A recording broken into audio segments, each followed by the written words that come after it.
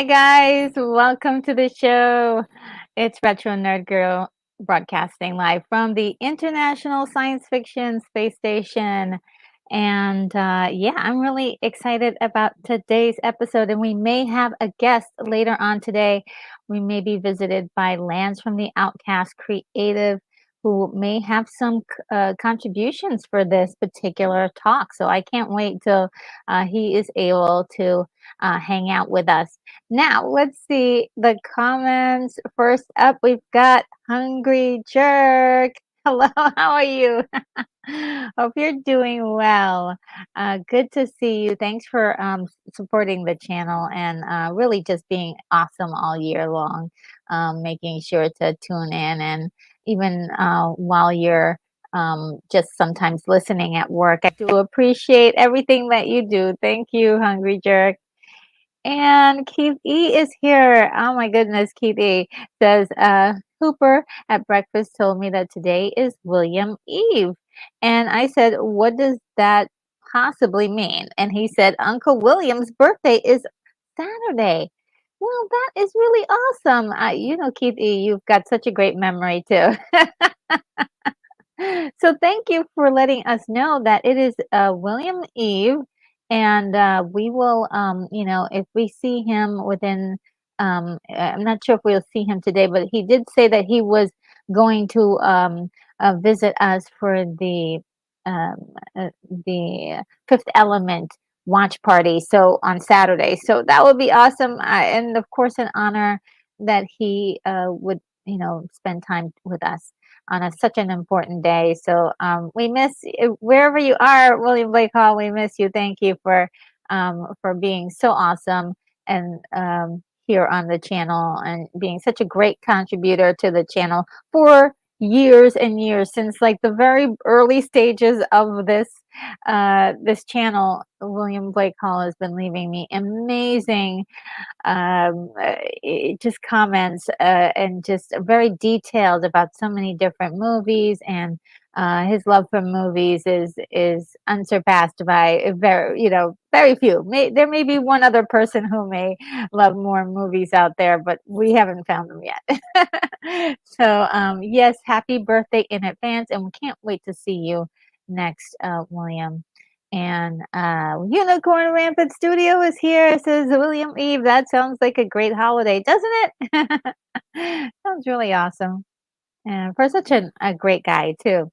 And let's see, Kate E says, I can hear you. Hooper has a big bunch of potatoes in the kitchen and he's doing some mashed dancing. Oh wow. That sounds really good. I love mashed potatoes. You can make them so many different ways. So thank you. Yes, thanks for sharing that. Delicious. I just made dinner, so and just ate it really quickly. It was sort of a Mediterranean rice and veggies, and it was so good. Oh, so good. Unicorn Rampant Studios is running around like a like a head with my chicken cut off. Hope it's a fun Friday for everyone. Oh wow, yes, and of course, thank you, Unicorn, because your schedule has really taken off, and we know that you're super super busy. So thank you for always hanging out with us and being here with us on pretty much almost every single stream. And it's just wonderful. Thank you so much, Unicorn, for being such a good friend to the channel, friend to me all year. Really appreciate it. And Daryl Johnson is here. Says RNG. Hey, Daryl Johnson, so good to see you. Oh my goodness, so great to see you. And so we've got Lance Chapin in the house too. Says, hiya, RNG. Happy early New Year's. Oh, wow. Happy early New Year's Eve to you as well. Or New Year's. Happy New Year's. Yes. Um, and yeah, that's everybody saying hi to each other. It's wonderful. I love the camaraderie in the chat. That's so awesome. You guys are so great. So I decided on this particular subject matter of looking at the best Paramount Pictures movies because In the news, they were talking about Warner Brother Discovery possibly buying one Paramount Pictures, but then the news changed a little bit recently that they may just join in and do a merger. And I think I know why. I mean, if Warner Brothers Discovery buys Paramount Pictures, it might be a little while before they are able to sell the company, and so we all kind of know that selling, they're looking to have their company sold at some point in the future. So I'm looking forward to seeing what comes of this. But then the thing that really is kind of like startling thing is what will happen to all of the IPs that they have here? And also, do we get this like big, so many like four or five different like huge conglomerate companies that own everything? And is that considered um, is that too much? Is that too much power for one company?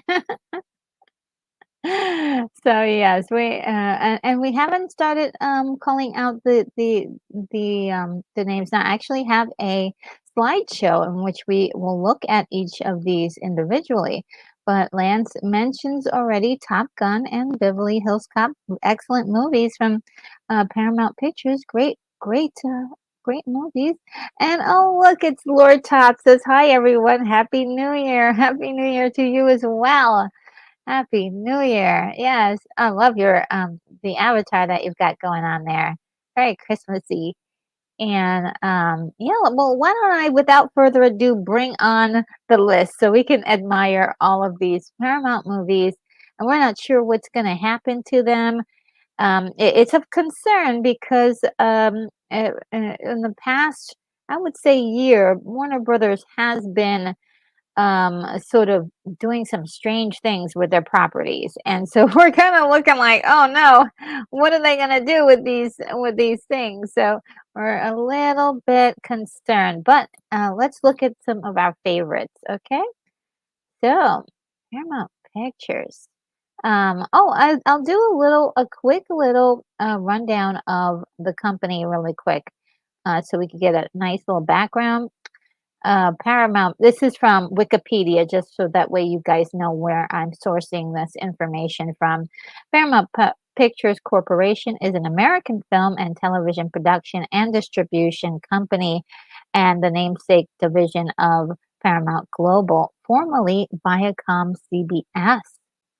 It is the sixth oldest film studio in the world and the second oldest film studio in the United States behind Universal Pictures, and the sole member of the Big Five films located within the city limits of Los Angeles.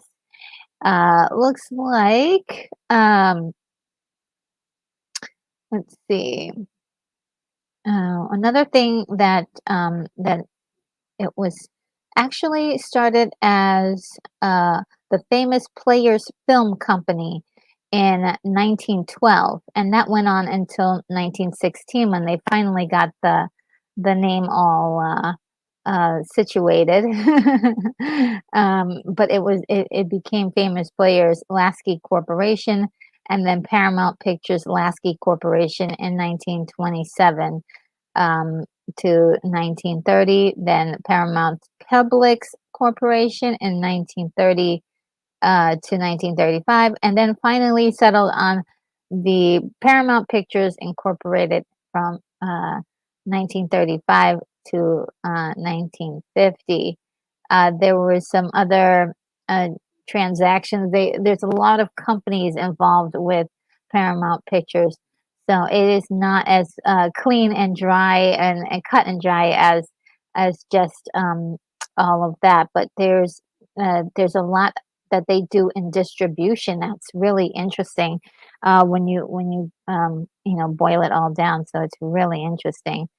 Okay, let's see. The chat is jumping. Let's see. So we got those. Oh, Lance also mentions the Warriors. Yes, the Warriors. Um, and And Keith E says, "What happens to the company seems to be a paramount importance." Yes, it is. It is very important. Oh, look, it's Skywalker the Jedi. So great to see you. This is retro. Much love. Thank you so much. Great to see you here.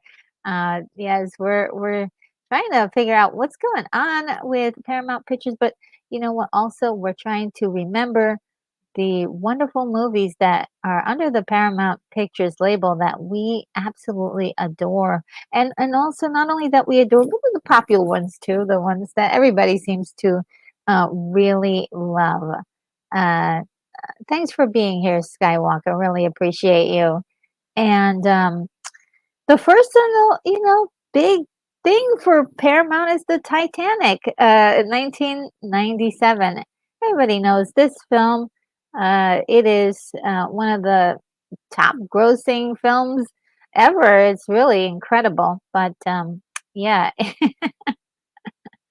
and they keep releasing it. They're really smart. They're really, really smart. They keep releasing this movie, and people keep going to see it in the theaters. So, yes, it keeps ranking up those box office points, which seem to be very, very, very important these days. Then we've got the Transformer franchise, which has been very lucrative for them. They have had uh, several ones, and this is definitely one of um, their biggest franchises. I glance over to the chat and see that you guys are calling out a whole bunch of great movies.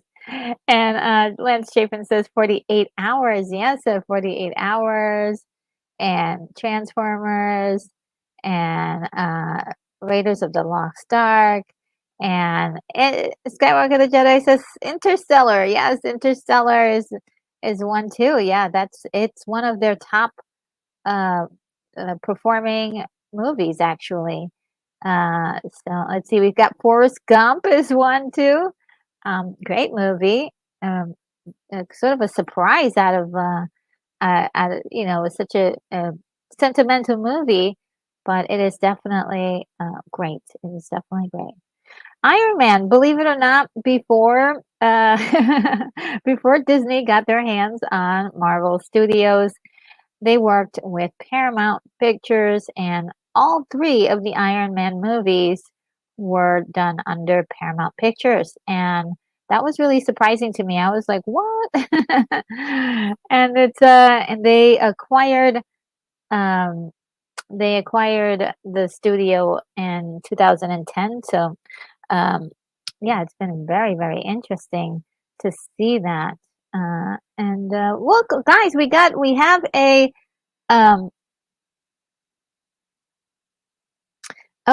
we have someone in the green room. Let me just see if I've got uh uh all right. Let me know, Lance, if you're ready to come on stage. You could just pop. Oh yes, let's see. I can come in later if you need me to. You can be a part of this right now if you want. I really want to know your opinion on a lot of these. Let's see. Let me know. Let me know if you're okay with that. Uh, Raiders of the Lost Ark. Okay, and then Daryl Johnson says Paramount Studios isn't for sale, but control of it is. Yes, control of it is, and lots of rumors are going around, and yeah, there could be a merger with Warner Brothers Discovery, and a lot of people are concerned about these IPs because not particular the one that's on screen, but the other ones that Paramount owns because. They want to know if they will be in good hands is pretty much the concern. And so and uh Sin Havoc says, "Hi, Retro Nerd Girl. Hi, hi, Sin Havoc. How are you?" And Daryl Johnson says, "It must be Lance." Yes, it is Lance. He wrote me something. Let's see. Okay, cool. He says that he's ready to join us, and so let's get him in here to see what he has to say about if he has any comments on any of the movies I mentioned. Let me add him to the. Hello, Lance. Merry Christmas. Hello. Hi, so good to see your face. Yeah, it's still there, stuck on top of my head. The same one, unfortunately. I Oh, did try and wow. change it for Christmas, but Santa didn't have any spare heads, so Yes, yes.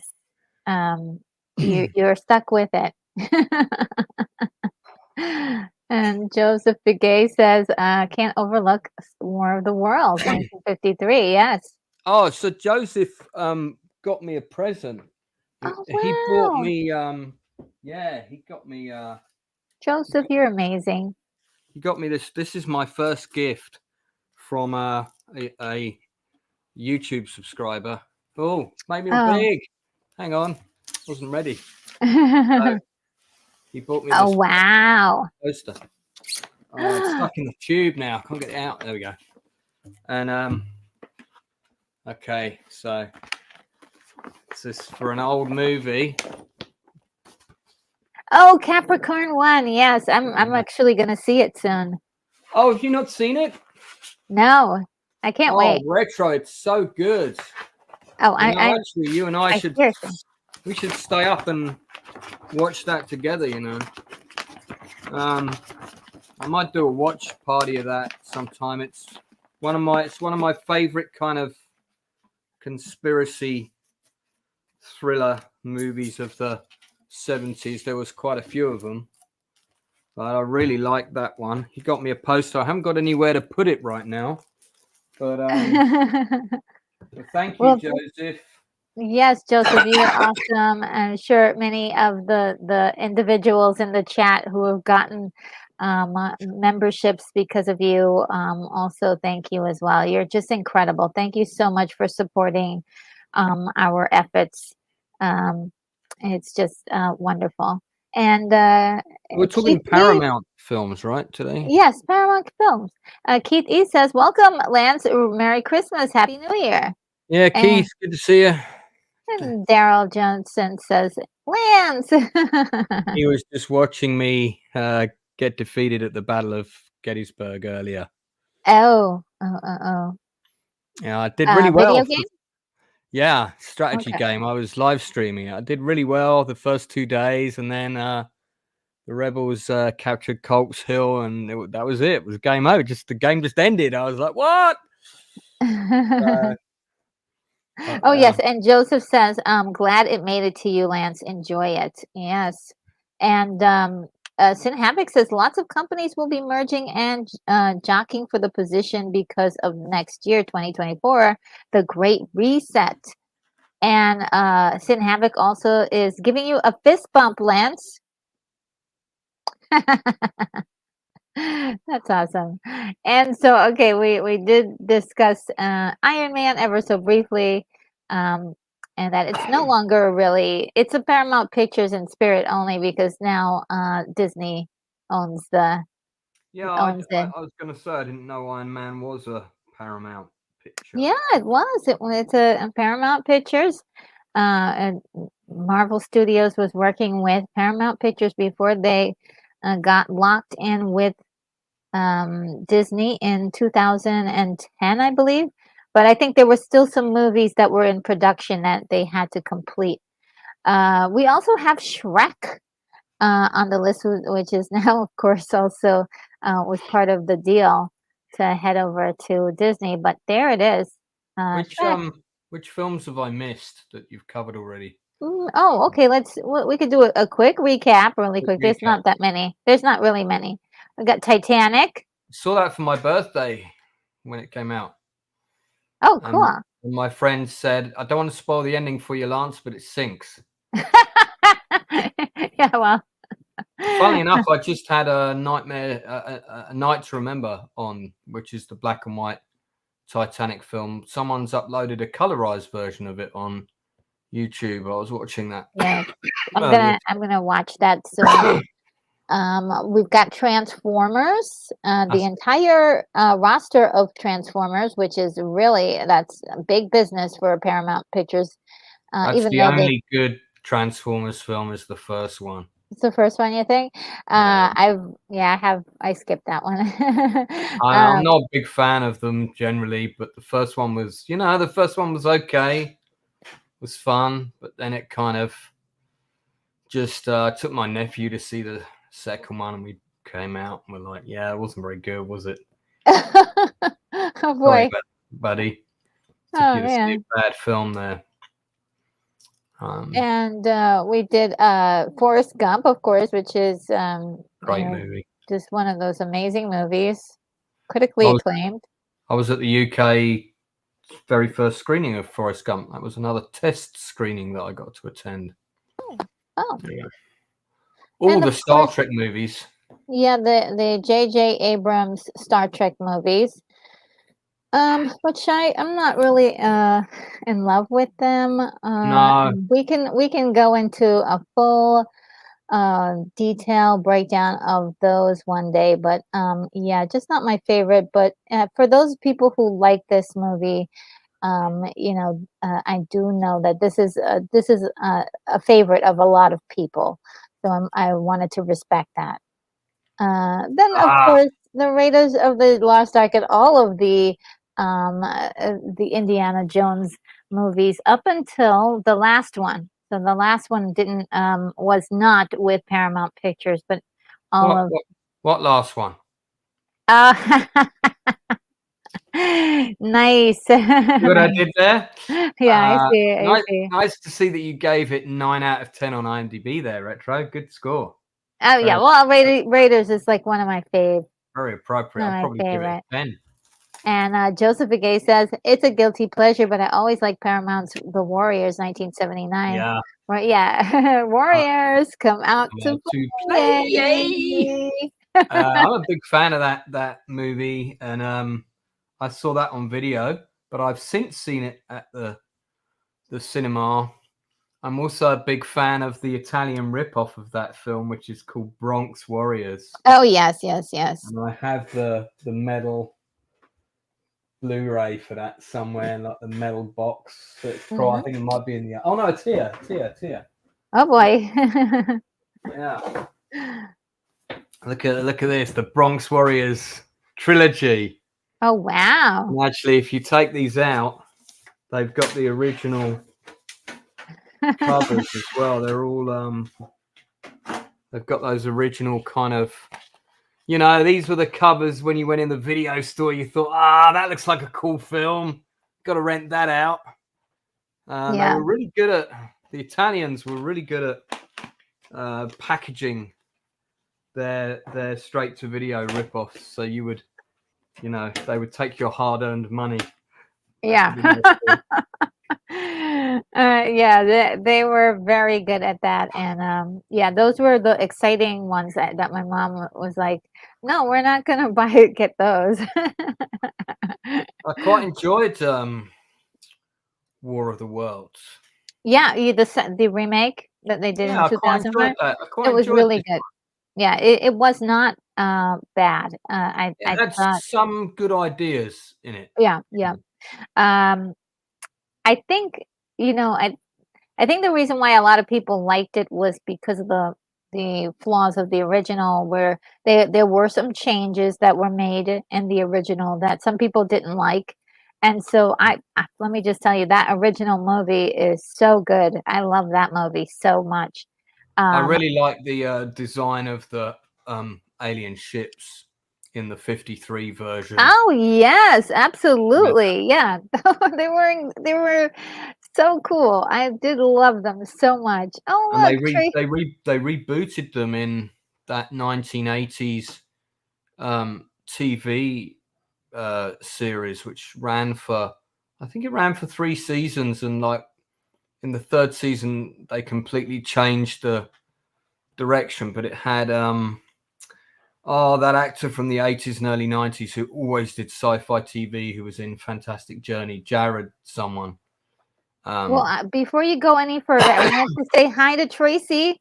Tracy's in the chat. Hi, Tracy. Tracy's Fractured History and More. It's like the name of a Believe It or Not store sort of thing. Yeah, I mean, it's a great Riptie's title. Believe It or Not, Tracy's Fractured History. Should be right next to it. I love it. It's a great title. And Joseph Begay says it was nice to finally see a real tripod fighter in the 2005 version. Yeah, I think that was what everybody wanted to see, those tripods. They wanted to see what it was going to look like. And they were scary. I mean, terrifying. They were. Yeah, and the sound effects to go along with it was just insane. So it was great. And Daryl Johnson says, "Don't forget to hit the like button." And yeah, I agree. Do hit the like button. It does help the channel to help YouTube know how to get this video out to the people who might like it. So if no one likes it, then no one else will see it. We have a sadly, and I'll disappear. We've got a War of the Worlds immersive experience in London you can go on, and it's based on the Victorian era, so it's based on like the Jeff Wayne's War of the Worlds. Okay. I've been on it 4 times actually. In fact, I have I have the booklet from it right here. Look. Oh my goodness! Look at him. And I went with my friend Darcy, and we got our photo taken. Look. Oh, that is so cool. Yeah, my God, Survivor's Round. It's a really good experience. You get taken into these different sections. You wear a 3D helmet for some bits. That's it's really pretty cool. It lasts like about an hour and a half, and there's a bar there's the red weed bar that you end up in the middle of the place in the beginning, where you kind of have an interval effectively. Just an excuse to get you to buy some drinks, but it's no. Yeah, I've been on it 3 times. I've done 3 different first dates on that. Wow. It's my go-to first date for something original, Yeah, I mean, well, you can get to see if the person is enjoying themselves, or they're like, "This is weird." You're like, "Okay, well, that weeds that person out." And Keith E says the Smithsonian marvels Lance's closet there with all of his stuff. I think I've got a Beverly Hills Cop thing as well. Beverly Hills Cop is definitely one of Paramount's. I would say it's one of their best ever movies. Yeah, it was really good. It was really good. Took my dad to see it, and I have such fond memories of that night. Actually, the first Paramount movie I ever saw in the West End was this one. Okay, well, hold on a second. That's the original vinyl for Top Gun. Oh, did we get there yet? I don't think we got to Top Gun. Okay, just wait. Yeah, wait, hold on, and we'll get to Top Gun, and you'll we'll show it right now. That's okay. Beverly Hills Cop, because I know I've got that too. All right. Joseph Begay says, I remember hearing that album when it first came out. The music for Red Weed is so unreal. Oh, I've never heard of this. Yeah, the War of the Worlds album, which I also have somewhere. I don't know when my Beverly Hills Cop album's gone. Every time I look for shit, it's always missing. Well. And we'll get a chance. You could keep looking, and we'll keep going here. And Daryl Johnson says, that was the day the Earth stood still with Michael Rainey. Yes, I love that movie so much. Was Howard the Duck a Paramount film? That I didn't see on the roster of all those movies, so I don't think so. Well, they probably dodged a bullet on that one, so that was not a bad thing for them. Well, actually, that's a nice little guilty pleasure of mine. Yeah, I know you like it.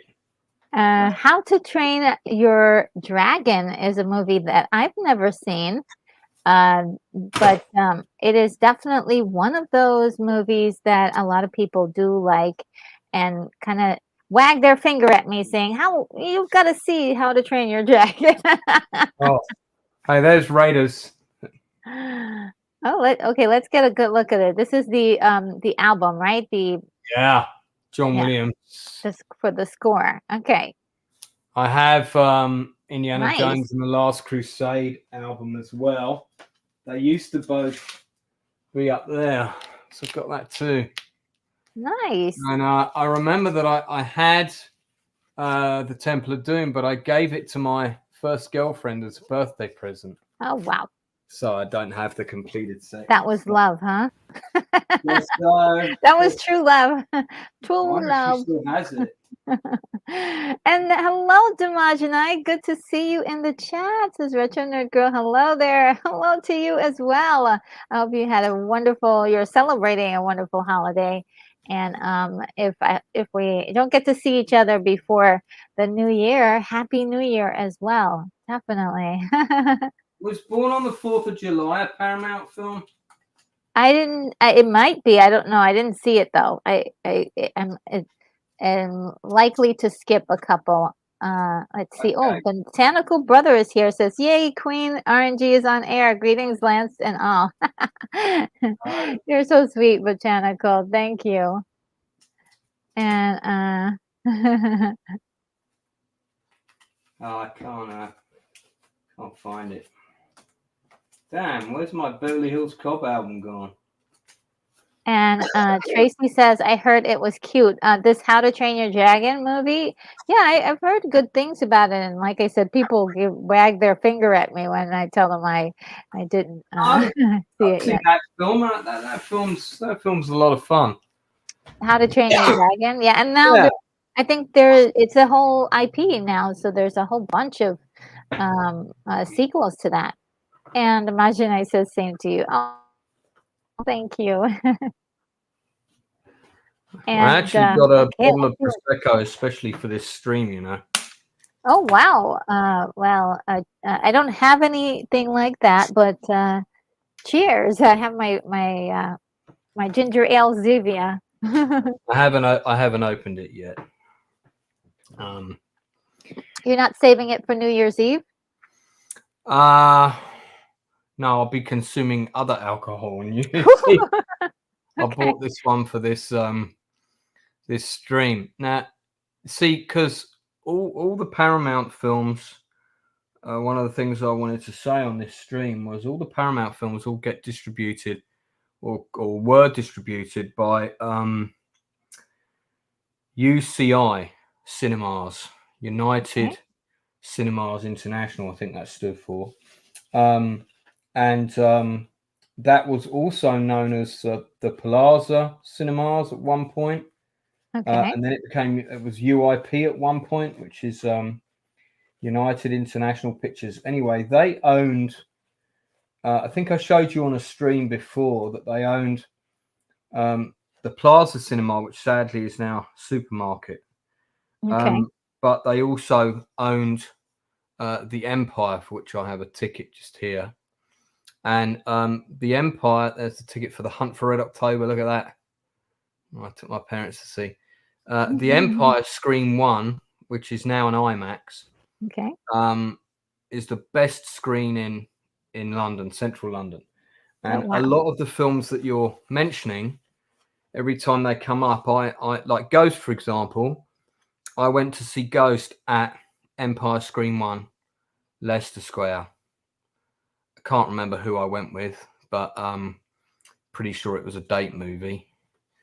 And all the films that I've seen in Screen 1, Empire, Leicester Square, I can remember, mostly because I still have the tickets.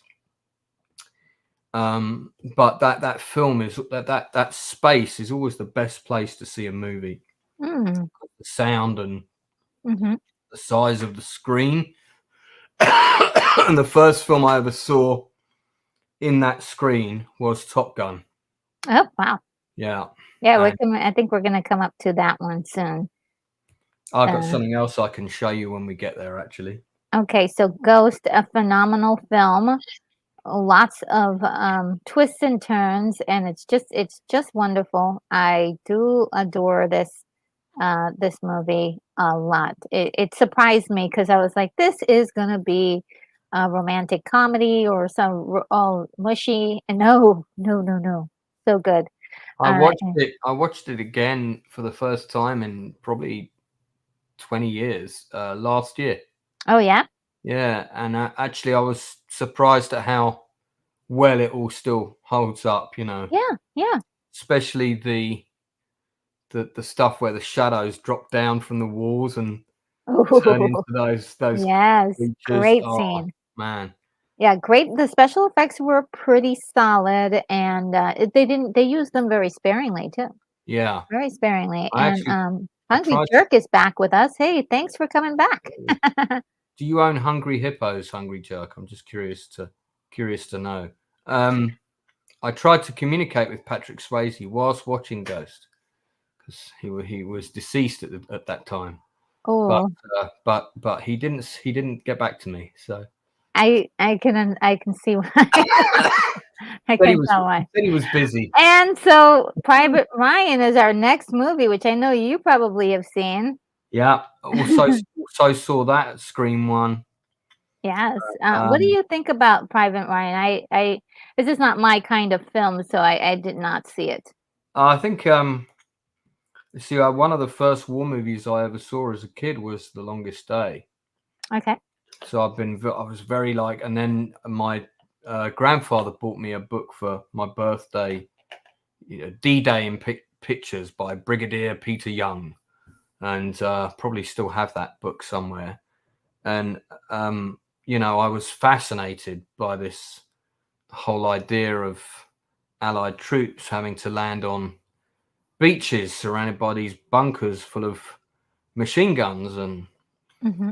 I think The Longest Day is a fantastic overview of the whole operation. Really gives you a sense of the scale and all the different international personalities involved. Saving Private Ryan is a microcosm of 100 meters of one of the beaches, and then obviously it does a little bit more of a story after that. But the first 20 minutes of Saving Private Ryan have rarely been, if ever, have been matched for their just intense brutality of bringing home what it meant for a 17 or 18-year-old kid. And a lot of them were 17 because they lied about their age to get in the army so they could be with their mates.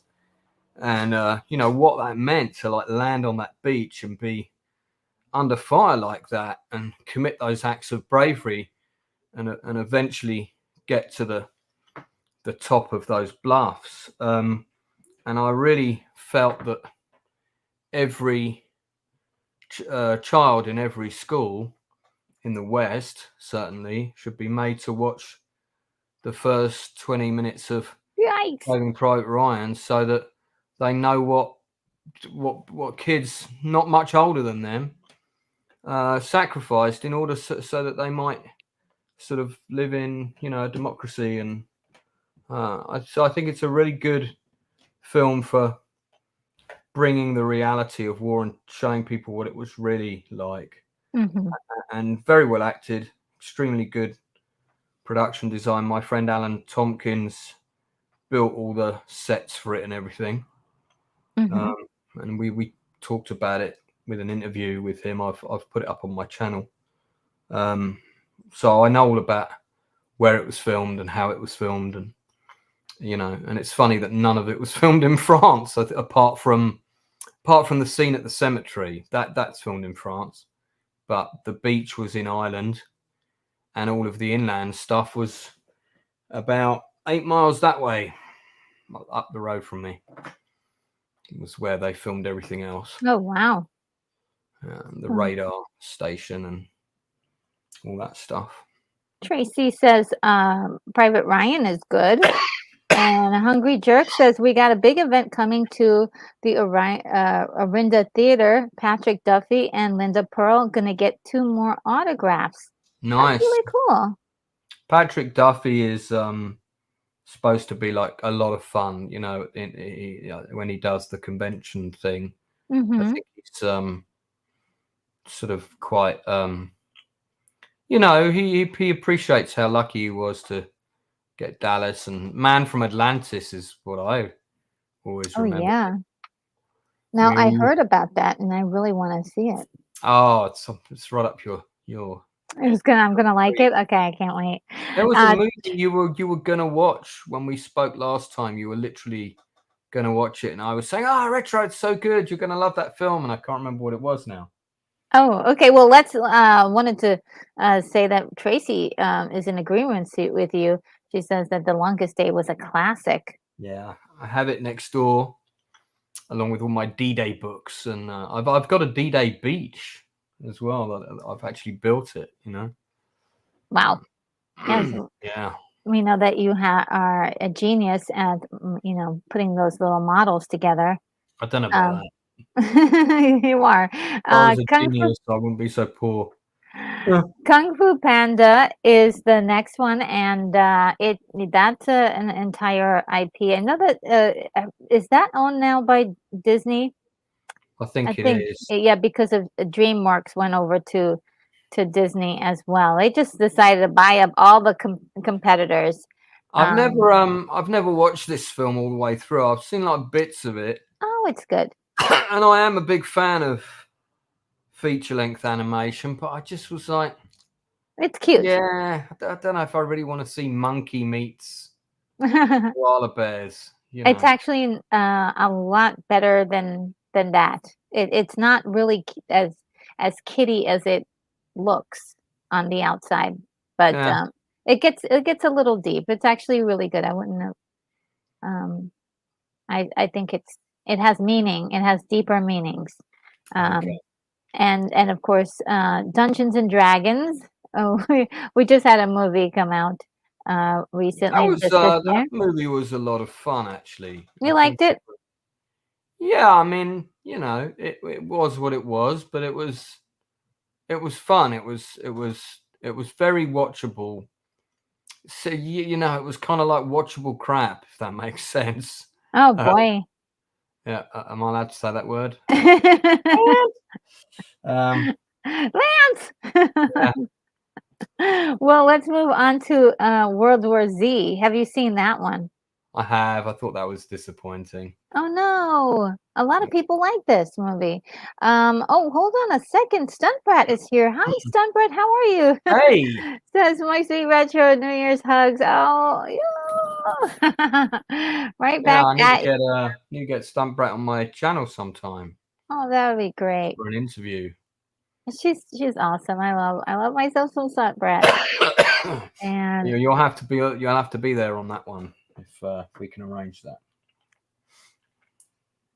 and um Hungry Jerk says no, he does not like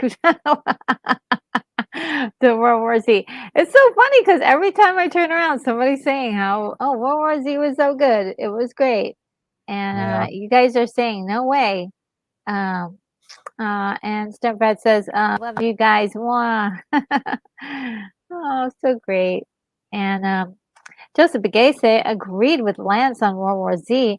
Read the book and I've I've got the read the book. book and was initially excited to see this movie.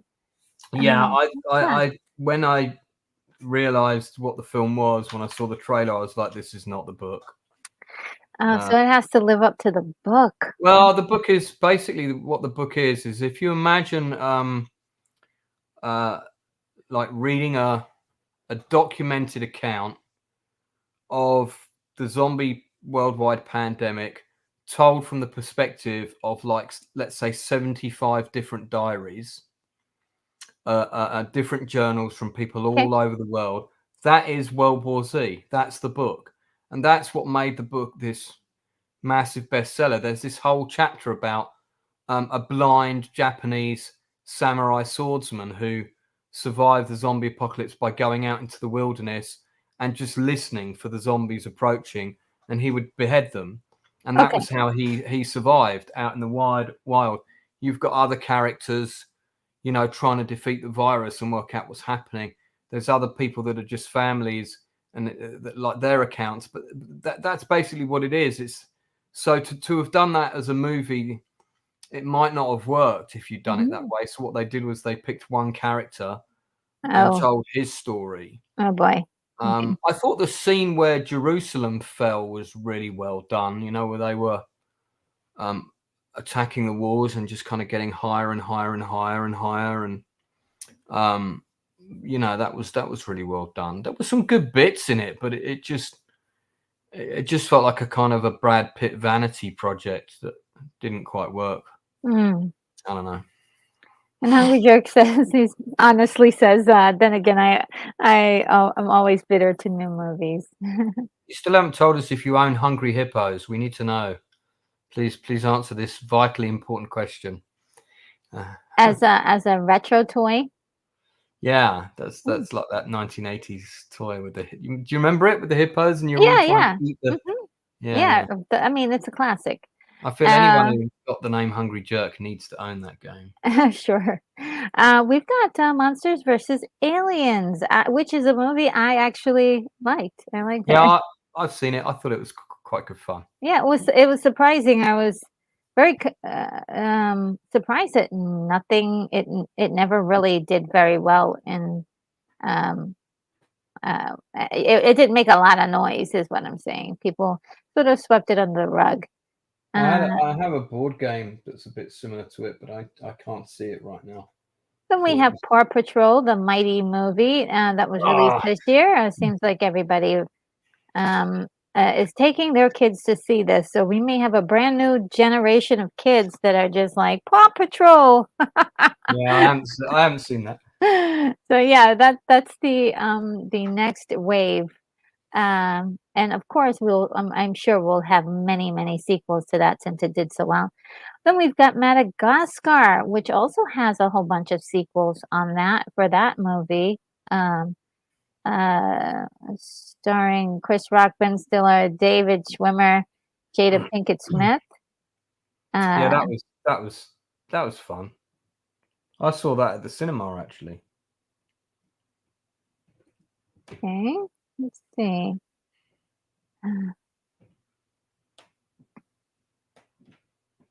Hungry Jerk says, no, I'm a hungry jerk. So no hungry hippos for him.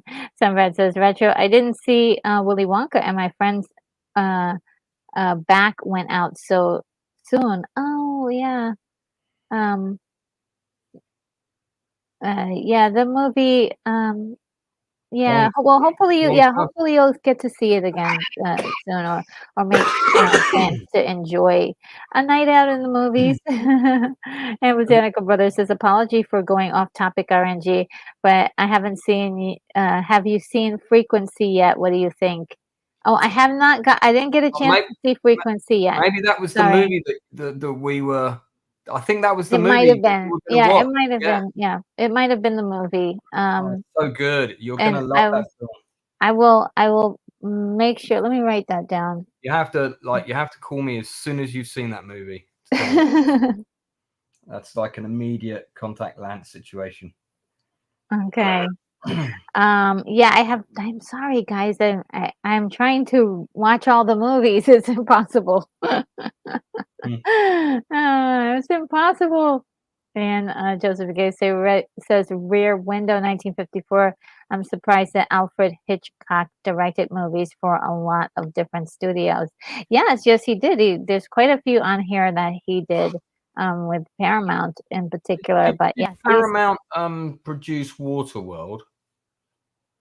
You know, I didn't see it on the list, but it could be, it's possible. I don't know. You'd have to look that one up for sure. I just found the ticket for it.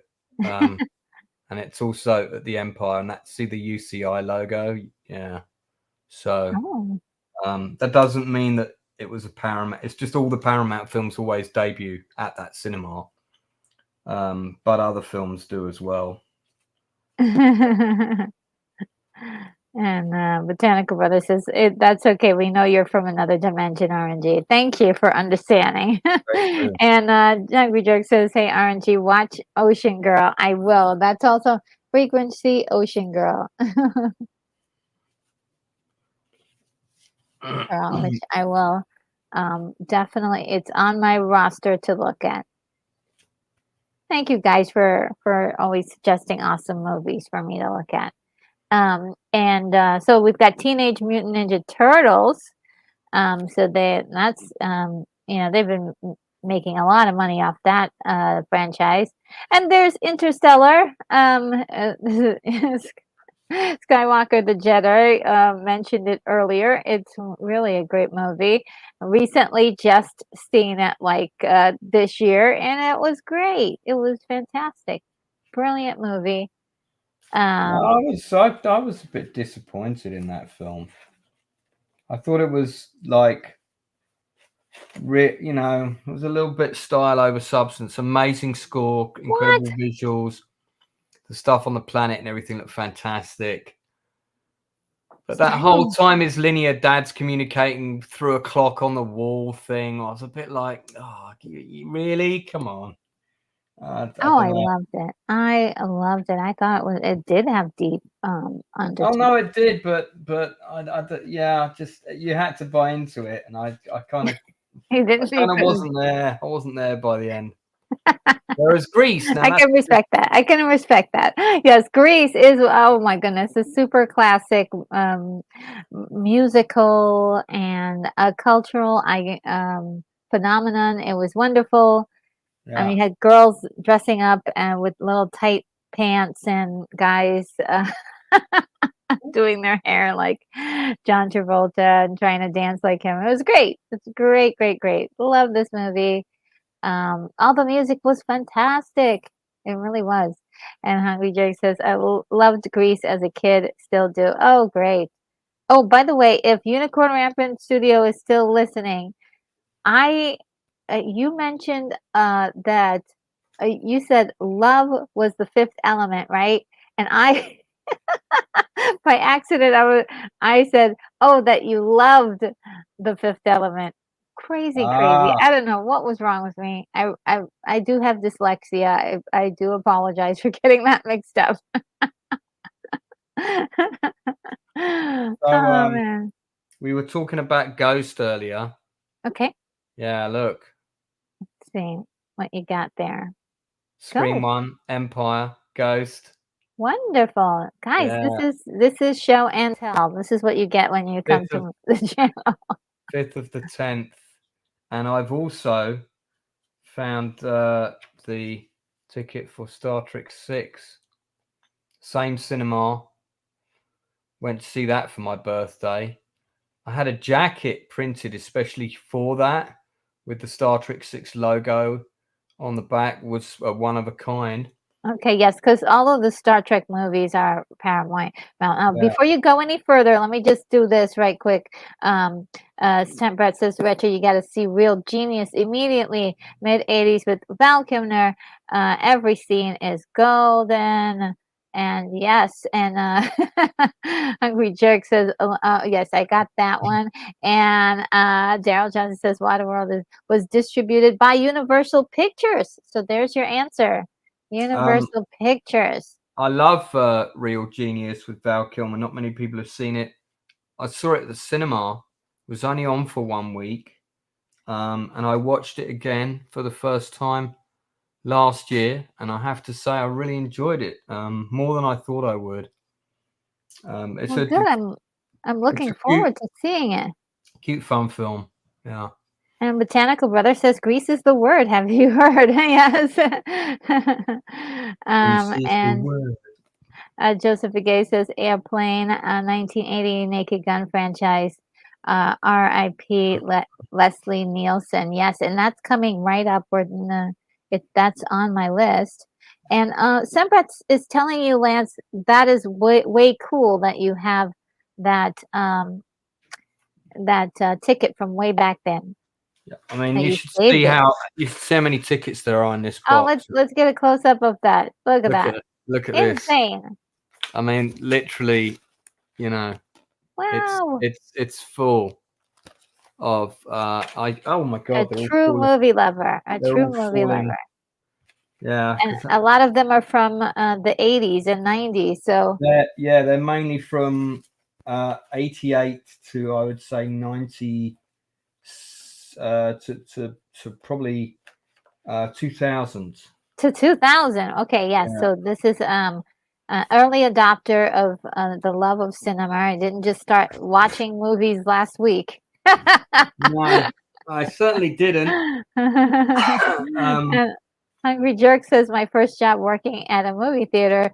Part of my pay, I keep the movie posters. I still have them. Oh, that's so cool. That is Yeah, so dude, cool. I did the same, which is why I still have the original cinema quad for Top Gun, which when we get to it, we haven't got there Yes. yet, have Oh, we? we'll get to it I'll soon. show you.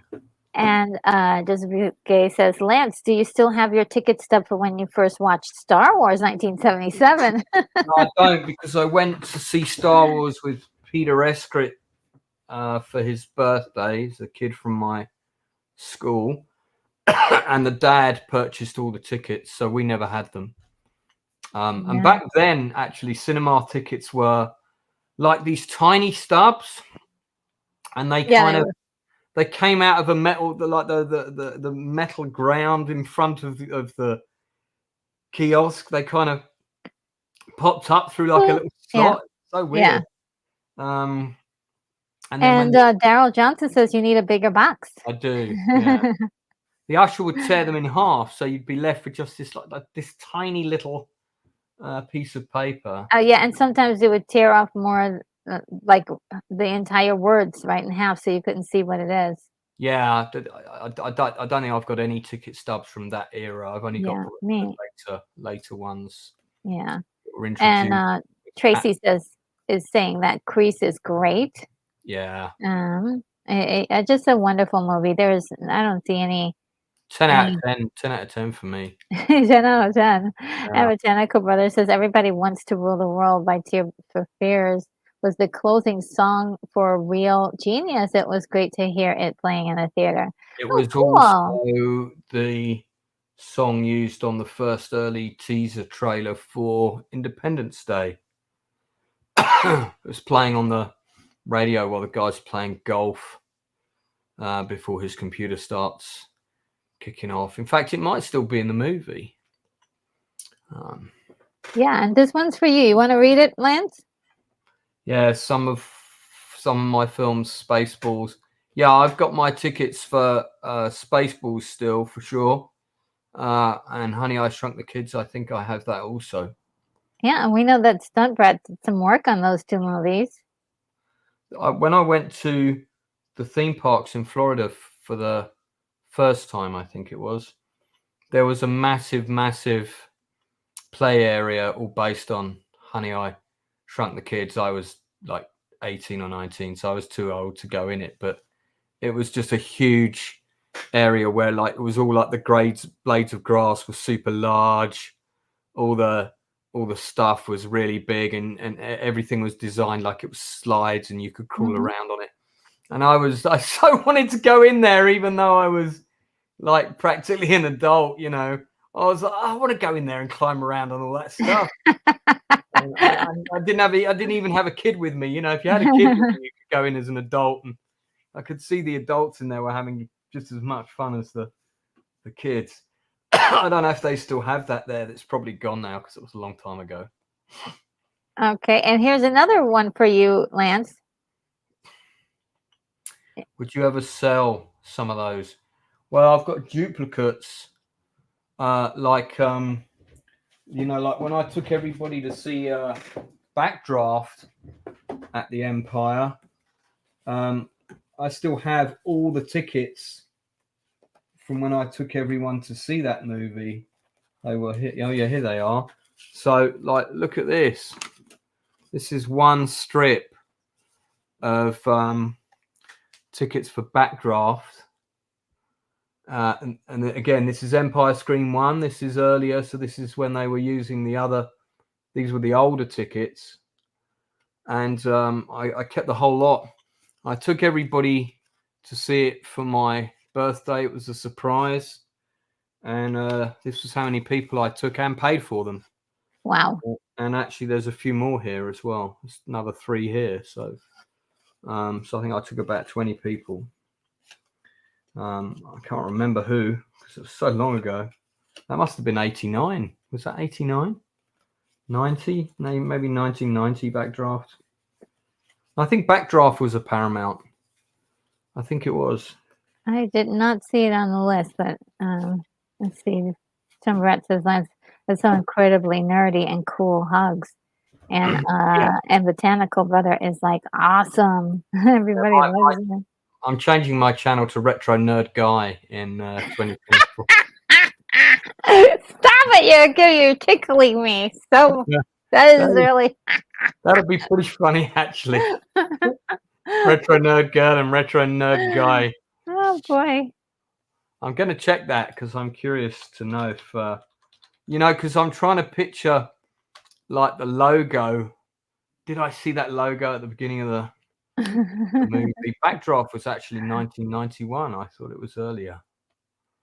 But this movie is definitely a lot of people just love this movie. This is really one of those movies that people just oogle about how wonderful it is, and with good cause. It's wonderful. Backdraft was Universal. That's why it's on the Universal Studios. Yeah. Wayne's World. Wayne's World. I saw that at the Empire. You did? And I've got the ticket for that in that box because I've seen it before. Yeah. Yeah, great movie, and had a sequel as well. Game on! Game on! Sphinx says what? And that. Anyway. And then we have Thor, which Thor was in 2011, but I think this is the only Thor movie that they had anything to do with. Then First Wives Club. This is one that really was sort of like I saw this one, but I can't really. I think it was okay, and it wasn't like it's not like my favorite thing ever. It was cute. I thought this movie was a big load of pantaloons. Oh, really? Wow. Yeah, I was not impressed. Yeah, bad pantaloons. Some Brett says, "Wow, Backdraft. I'm pals with Billy Baldwin's wife, China Phillips. I doubled her in the '80s. Now she has a channel, California. Yeah, because Billy Freezing. Baldwin, he found God and all that stuff, didn't he? And he said that they went very religious. I remember. Okay. Yeah. And Tracy says she likes Retro Nerd Guy. She's crying. LOL. Yeah. And there's your Top Gun. Come on, bring on all the special. Oh yeah, let me go and get the goodie. Okay. Top Gun. The first thing I know about Top Gun is, of course, the wonderful song by Kenny Loggins, Danger Zone. That was the first thing that was on MTV. I was an MTV nut, and I was like, "What is this?" And they had all these clips. They had all of these clips for the movie and that music video, and I was like, "I've got to see it." And at the time, Tom Cruise was a heartthrob, if you will, for us young girls. We're like, "Oh my God, Tom Cruise!" Well, this is let's see, probably worth about $300. Wow! Stop it! This is a UK 30 by 40 inch Top Gun cinema quad. Sweet. And actually, I am going to sell this, so probably to pay for my gas and electric bill when it comes. Oh no! So yeah, that's an original Top Gun UK cinema quad, and that'd sell on eBay for about $300-400. Oh. Yeah. And so I've only got the one, But if someone wants to make me an offer for it, I do want to sell it because, it's just going to get. I'd rather it go to a good home where someone's got space to put it in a frame and put it up. But yeah, I've got a Hunt for Red October one as well.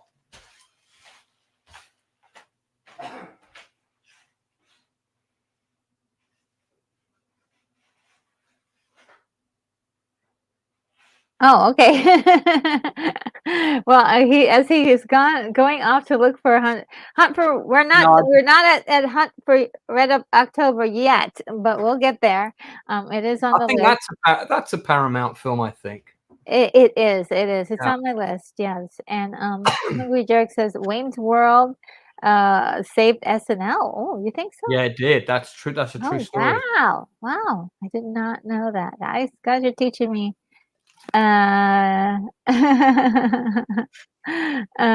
then so we've got all the Mission Impossible movies. So Tom Cruise, okay, one of the biggest stars in the world, is with this particular company. So it must be something he's concerned with, very like a bigger scale. He must be concerned what is going to happen to Paramount, because I know that he's with Skydance as well. Yeah, And there's a partnership with Skydance, and him and Deborah Wagner had a first look deal with Paramount for, okay, I think, since this movie, maybe even earlier. yeah, And they would they had they I think Paramount co-produced a lot of the Tom Cruise vehicles. yes, a lot of them. I A lot of rewatched them. this film recently, and I don't think this film has aged well, and I think it's a bit of a mess. The first Okay. Mission Impossible. Yeah. I've heard some people have some criticisms about it, but I think for a movie back in 1996, I think it did well. It was sufficient for what our needs back then. Sunbright says, not a Cruise fan here, but that's a cool poster. I think it is too. And Botanical Brother says Eddie Murphy saved Paramount Pictures. He did. There were lots he did. They did a lot with Eddie Murphy, and Yeah. we'll soon find out all of the movies. And Hungry Jerry says Cruise is a weirdo. Go back to Scientology. Did he? I don't think he ever left it. Not sure about his personal life, but as far as the movies, he's been incredible. Well, I mean, think he I has. you know, I'm not a I don't need to like a person's politics to watch their movies, as long as they're not hurting anyone. yeah. That's his Um, yeah. Well, and he's as far very as you know. well. Yeah, okay. Yeah. As far as I know, and I mean, he's very. I could say that about everybody, though, couldn't I? I mean, he's very professional. I know a lot of people that have been on his sets, and he's been a consummate professional. Somebody told us a story. I think it might have been David McGiffert about Cruise, that they were concerned about some safety aspect of something. It's when they were filming Vanilla Sky, Okay. and but there wasn't the budget to go and prepare the scene properly. And Cruise heard about this, so he demanded a meeting and said, "Look, what's the problem?" And the first AD said, "If we can't go and spend a day prepping that set will not be safe." And he said, "Well, why can't you do that?" "Oh, the producers have told us there's no money for that." And he said, "Right, okay, I'm going to write out a check.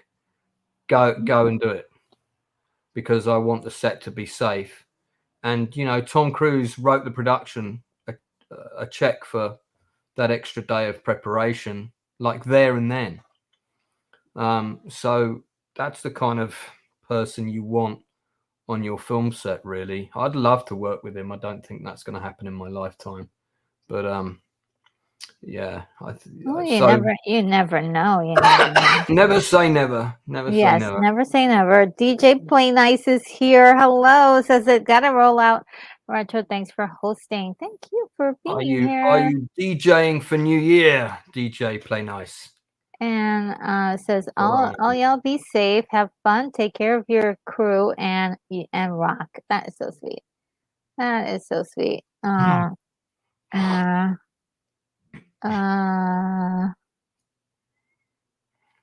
and yeah. Well, I'm as far as like the personal, like I'm not gonna get into it. I think if you like him, you don't like him. That's that's cool. Yeah. That's cool. I'll leave it at that. But I will say this: the Mission Impossible movies are with Paramount, and the thing that we're really concerned with, or we're talking about as a conversation, is what will uh, Paramount Pictures do with this property if they become part of that merger we talked about with Warner Brothers Discovery, or if Mm. the two companies get eventually sold off to someone else like Comcast. I'm sure he's like wondering what's going to happen to my franchise, Mm. or franchises or productions. And then Hugo, which is a wonderful movie. I love this movie so much. Yeah, Um, that's a good film. It's also the name of my friend's dog. Uh, and his dog is super cute. Aw. And it's called Hugo. His dog's called Hugo. And this is sort of not exactly a mockumentary, or not a mockumentary, but a dramatization of the life of Méliès, the I would say godfather of special effects in cinema. But Mm. I just love all of the creative aspects that was put into this film. Is visually gorgeous and also sad too. Really, really sad. Really sad. It's But it directed by Martin Scorsese, right? yes, yes. Who is Yeah. this is one of the I'm not a big fan of all of his films, even though his films are excellent because of some of the content in it is maybe a little bit too much for me. But this was really so touching as like a huge love letter to the filmmaker, and so, Méliès, and I just I do love it. I do love Méliès, and so I think he did him some justice there. Um, and, then we have a Captain America movie. I think it's only the first movie that was a Paramount movie, and now it's all Disney. Um, I thought you were talking about the Albert Poon one for a minute there. yes, and that movie is definitely not a Paramount picture. Crocodile Dundee, if you guys remember this particular, I um have my tickets for it in that box. yeah, Crocodile Dundee was, so amazing. That was such a fun movie. It was just fun, and, there was so much chemistry between Paul Hogan and, the lead lady. It was just really great. Just loved it. Then True Grit. I've never seen this movie. Have you seen it? Anybody in the chat have seen Grit? Of course, I've seen it. Okay.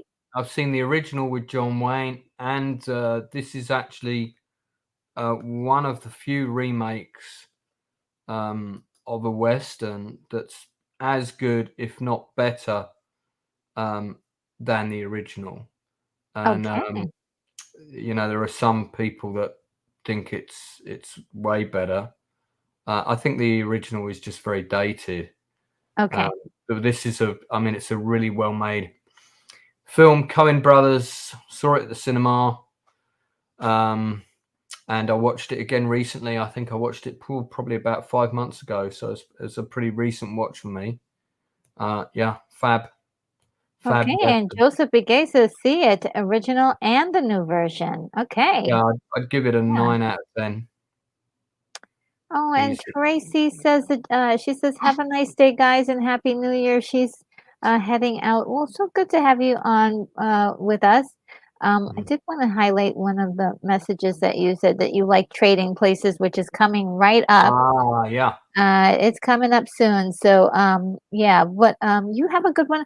Happy New Year, and so I'm just so glad that, Happy New we Year. made our acquaintance this year, and you started a channel, and we're all in full support of you. And everybody, if you are looking to support, as someone who is a friend of the channel who is into a lot of retro stuff, go ahead and head over to Tracy's channel. She's going to have some really cool content for you in 2024. And And let's see. you're welcome on my channel anytime, Tracy. Oh, that's so sweet. Wonderful. I love connecting people. And Joseph Gay says, a definite recommend to watch True Grit. Okay, yes, I'm gonna put that on my list as one that I for sure have to watch. And Hungry Jerk is also heading out the door as well. Great to see you. Thanks for coming back and hanging out with us for a little bit. And you have a good one. Happy New Year. Hope to see you before then, though. And let's see. The next one is Catch Me If You Can. This is one I missed. Have you seen this? Yeah, again, funnily enough, watched this just recently, probably Oh. 3-4 months ago. Okay. Remembered it being a pretty decent film. I was just surprised at actually how good it was. It's a really fun movie. Okay. That's a true story, very filmic in the way it's told, but it's just a ton of fun with DiCaprio playing it's effectively a suave con man, really. Okay. I'm surprised you said it's fun. Yeah, because it's got that sort of dark comedy. Do you remember that movie called Ruthless People? Yes, I do. But yeah. It's got that kind of comedy Okay. style. You remember the opening credits for that? Like, Ruthless People, and it had all that really cool animation and I stuff. don't remember. Yeah, I This don't has remember. got like this has got a very similar style Okay. animation. Happy New Year, Bonzo. Thank you. Yes, Bonzo Kilborn is here. It says, hello, Retro and Lance and chat, and Happy New Year. So great to see you. And Happy New Year to you as well. Yeah, great to see you. And so, okay, then I am looking forward to see this. Tom Hanks is in this, right? Yes, and with Leo DiCaprio.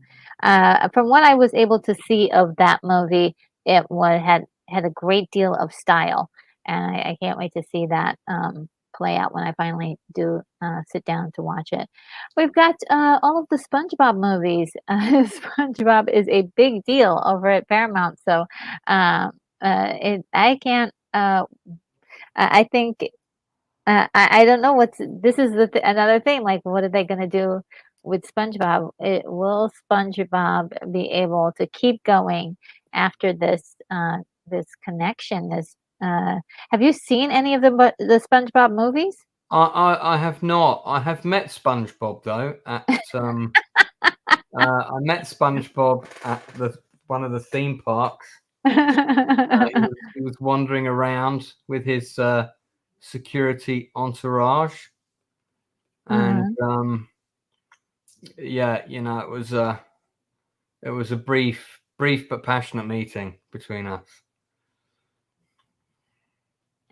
And going back to Catch Me If You Can, Keith E says, as a person who investigated fraud, Catch Me If You Can is an excellent movie. Very good. Okay. So yeah, SpongeBob is definitely one. I recommend it if you are into fun kitty stuff, but if you're not, don't you can probably pass. But it's hilarious.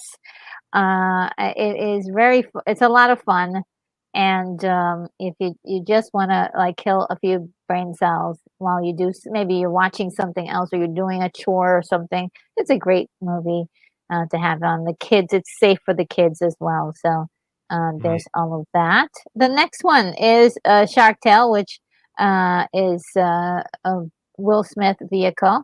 I've never seen it. Have you? No, I didn't. It's not one I watched. Yeah, it's just one of those other ones. The Firm, 1993. I remember Enjoyed that. this. But yeah, I Enjoyed that remember this movie. being a really good movie, a really good I movie. occasionally, I've probably watched that about. I saw that at the cinema. It's got Wilford Brimley playing a bad guy in it, which we don't get to see very often because he's usually kind of, delightful grandfather from Cocoon mode. Oh, yes, yes, yes, yes. But in Oh, this, he's nasty. he plays a real meanie in this. Yeah, yeah. Hal Holbrook is great as well, and Gene Hackman's my favorite actor of all time. Mhm. Gene Triple Horn, it's always good value. Yeah, she's So she's always good in all the it's things that she's in, right? a good movie, and it's got that great character actor whose name I'm reaching for, who's the one who plays the guy who also works for the firm, but knows he's working for the mob, and Oh. um, and at one point it cuts to him, and he's sitting on his lawn, and the water sprinkler is just kind of hitting his legs, and he's not reacting. I forget the name of that actor. I'm going to look him up, but he's a great actor, and Okay. he sort of plays similar kind of father types who are borderline serial killers. Well, I'll have to revisit that for I don't remember that scene, but Charlie O'Brien is here and says, "Hello, RNG and everyone. This great discussion. I'm at work, so I'm just listening. Oh, so cool to have you on board and just listening. We are gonna continue on, and hopefully you will be able to chime in every once in a while." The actor I'm Mhm. talking about is Terry Kinney, and Terry I'll Kinney. pop his IMDb in. I've got a picture of him here, but I don't think you can put it up because you've got your slides. Yes, the slideshow will The disappear. slides, the slides. The You slides, can't disrupt the slides, my precious slides. but people, I'll put his IMDb up in the chat. You'll recognise him. He's been in everything. And then this is a really this is such a good movie or Ah, guilty pleasure, if you will, or whatever. Fatal Attraction. What a movie. I What was a working movie. at the cinema when that was on, and all the ushers from all the other screens, because we used to have an usher per screen back then, Uh-huh. and we all used to gather at the back row for the last 10 minutes of Fatal Attraction to watch everybody jump.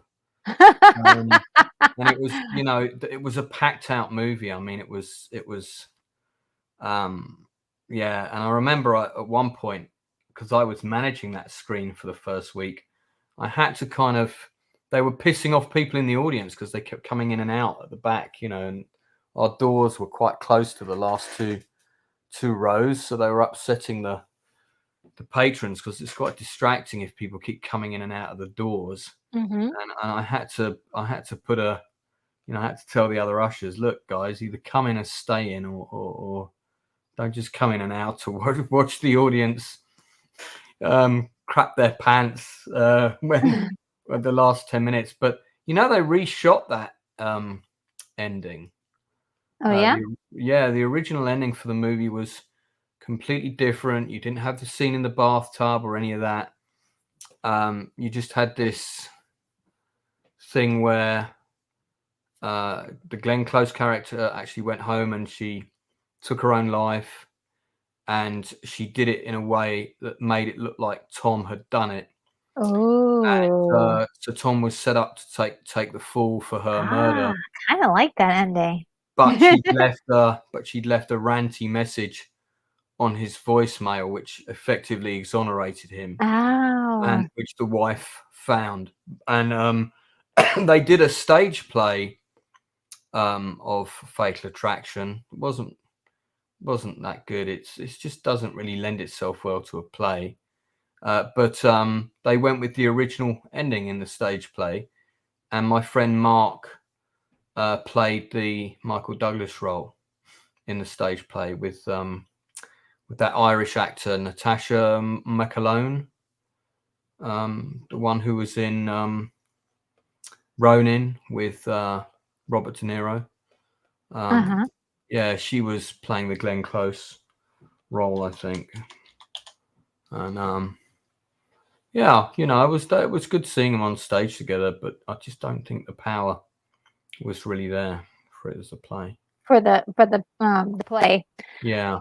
But of course, the movie was just excellent. I mean, even my mom really loved that movie. Me and my mom, we were like, "What's gonna happen next?" We were glued to this. Um, we Yeah, just they loved shot it. that new ending after the test audiences were, upset that the woman nearly got away with it, and people didn't like the original ending, and Yeah, so but they went and but for the reshot more it. bombastic, action-packed Yeah, there's a version of the ending. DVD that's got the original ending on it. Yeah, So, and that was uh, Paramount's decision to shoot that new ending.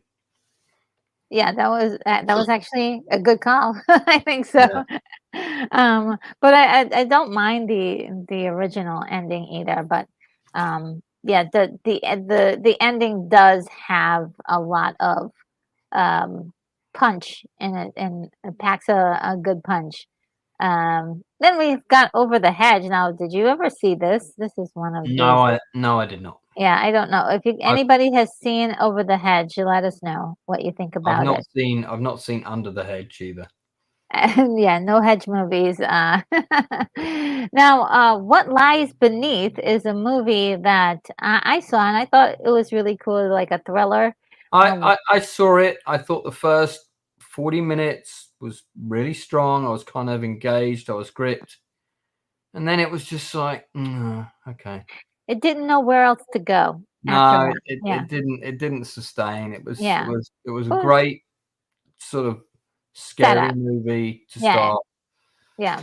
It had a great setup, and Yeah, it's not it a was. great payoff, Yeah, sadly. they didn't know what to do at the end, but it was interesting. It wasn't terrible. And then we've got the G.I. Joe movies, which, I actually enjoyed, the first one. I didn't get to see the other ones, but I did enjoy the first one. I thought it was over the top and kinda silly, but I love movies like that anyway. I used to Uh, collect the figures. oh, yeah, G.I. Joe figures? Come on. Yeah, and I had some. in the UK, they were called Battle Action Force, Oh. and they also did slightly different figures for Battle Action Force because we had a comic that tied in with it, um, Oh. and we also had uh, I can't show you, can I? Because you got your things, but Yes, but we hold t- on. people listen. Gary, People listen. Barry on said that he saw Over the Hedge and it was okay, not great, but not awful. Okay, so at least you can like have the kids take a peeky weeky at that, and There you it's go. not gonna be too bad. So okay, so you've got something. Do you want to try and add it and see if it won't destroy everything I have here? I think. I was actually trying to find yeah, I was trying to find some pictures of the some of the toys. Mhm. I just found a stack of the comics available on eBay. I mean, they were made by Hasbro. Mhm, Um, Hasbro. yeah, but yeah, hang on, here we go. This is a good um shot. Let me. Hopefully, it won't kick off my thing. Well, you can. I would have thought you could Yeah, bring it back up there again. it is. Okay, Um, let's so try it. these are Action Force, which eventually was merged with. In the end, it was ultimately merged with GI Joe. But what was different was Action Force had a tie into a comic called Battle Action Force. You see, which is over here on the left, and the comic would feature a lot of these cool vehicles and things. This stuff goes for an absolute fortune on eBay now. Of course. Um, yeah, it's and here's a load of comics. So these are the Battle Action Force comics that would feature like new vehicles and things like that, which of course then you would want to buy. But it was really interesting because there was like a range of SAS figures that, of course, you didn't get in America, they had GI Joe Delta Force figures instead, and we had this range of British SAS figures, and those figures are really hard to come by now. But these are the ranges back in the back in the day, and the bad guys were called you had Cobra, wasn't it? It was Cobra. Cobra.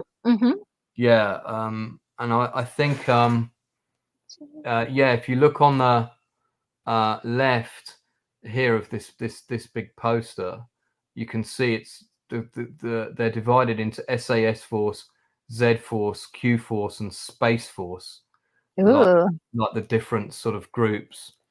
And then these are the bad guys, the red ones at the top here,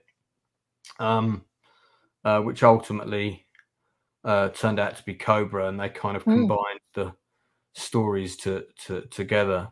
But it's interesting that it was for a time kind of uniquely British in terms of the comics and the content and the figures.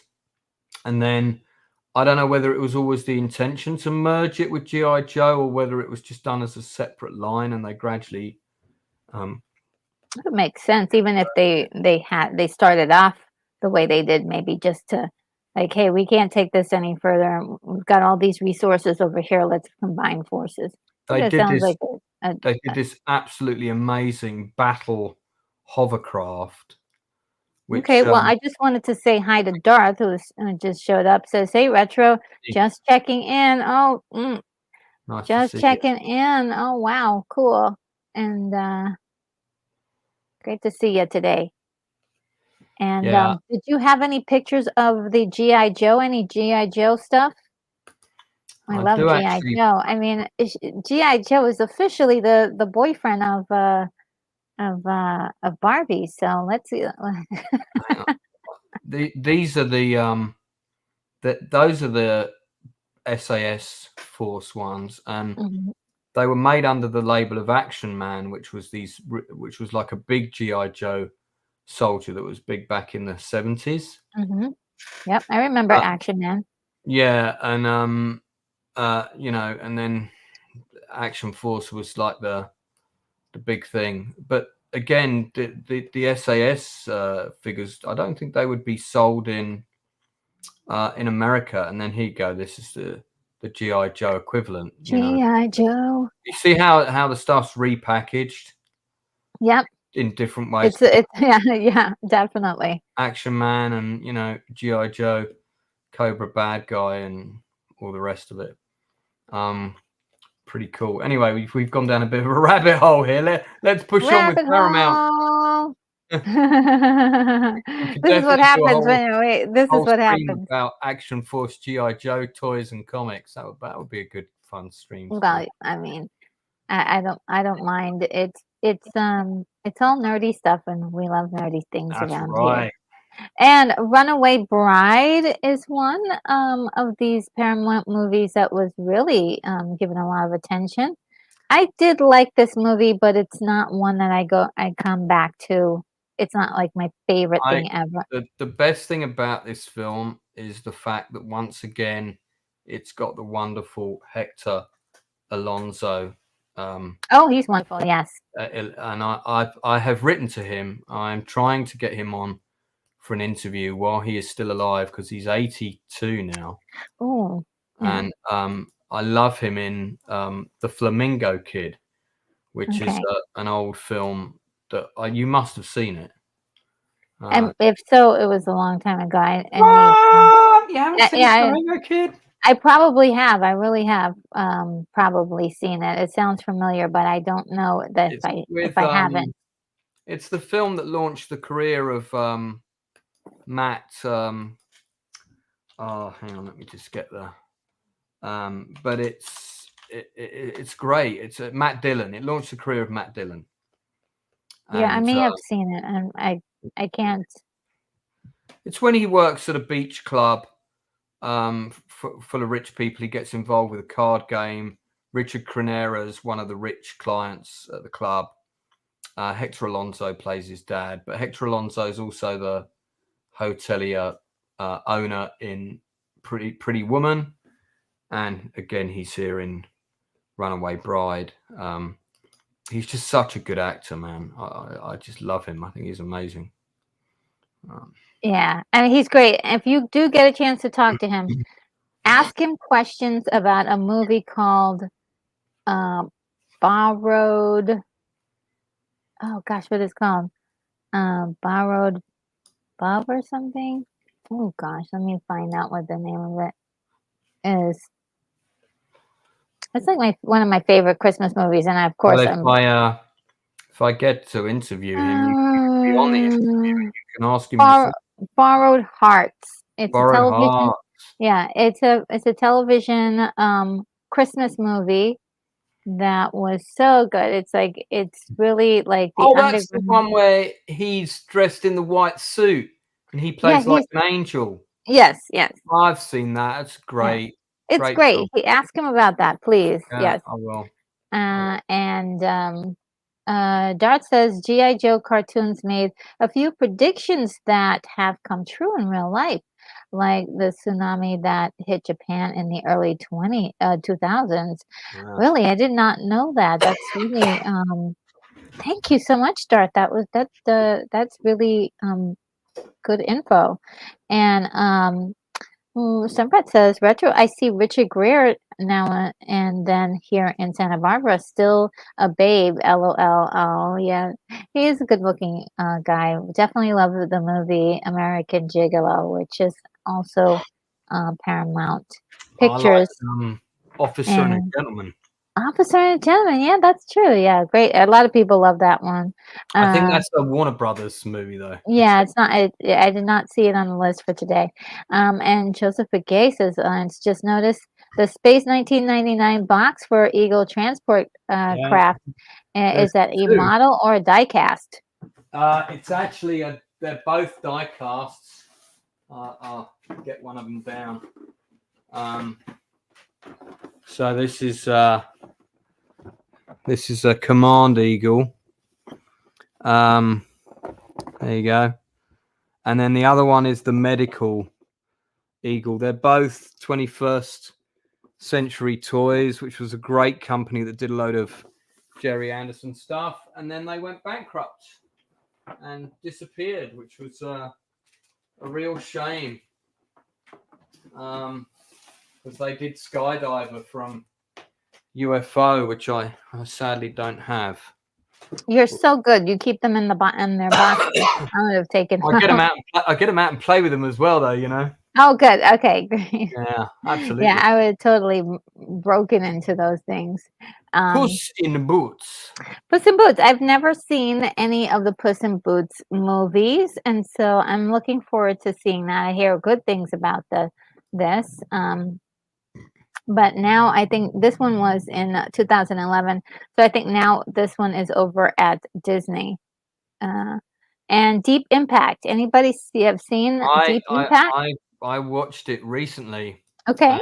And yeah, that's a film that's, you know, it's of that era, 1998, where CGI was, you know, sort of starting to get used fairly regularly.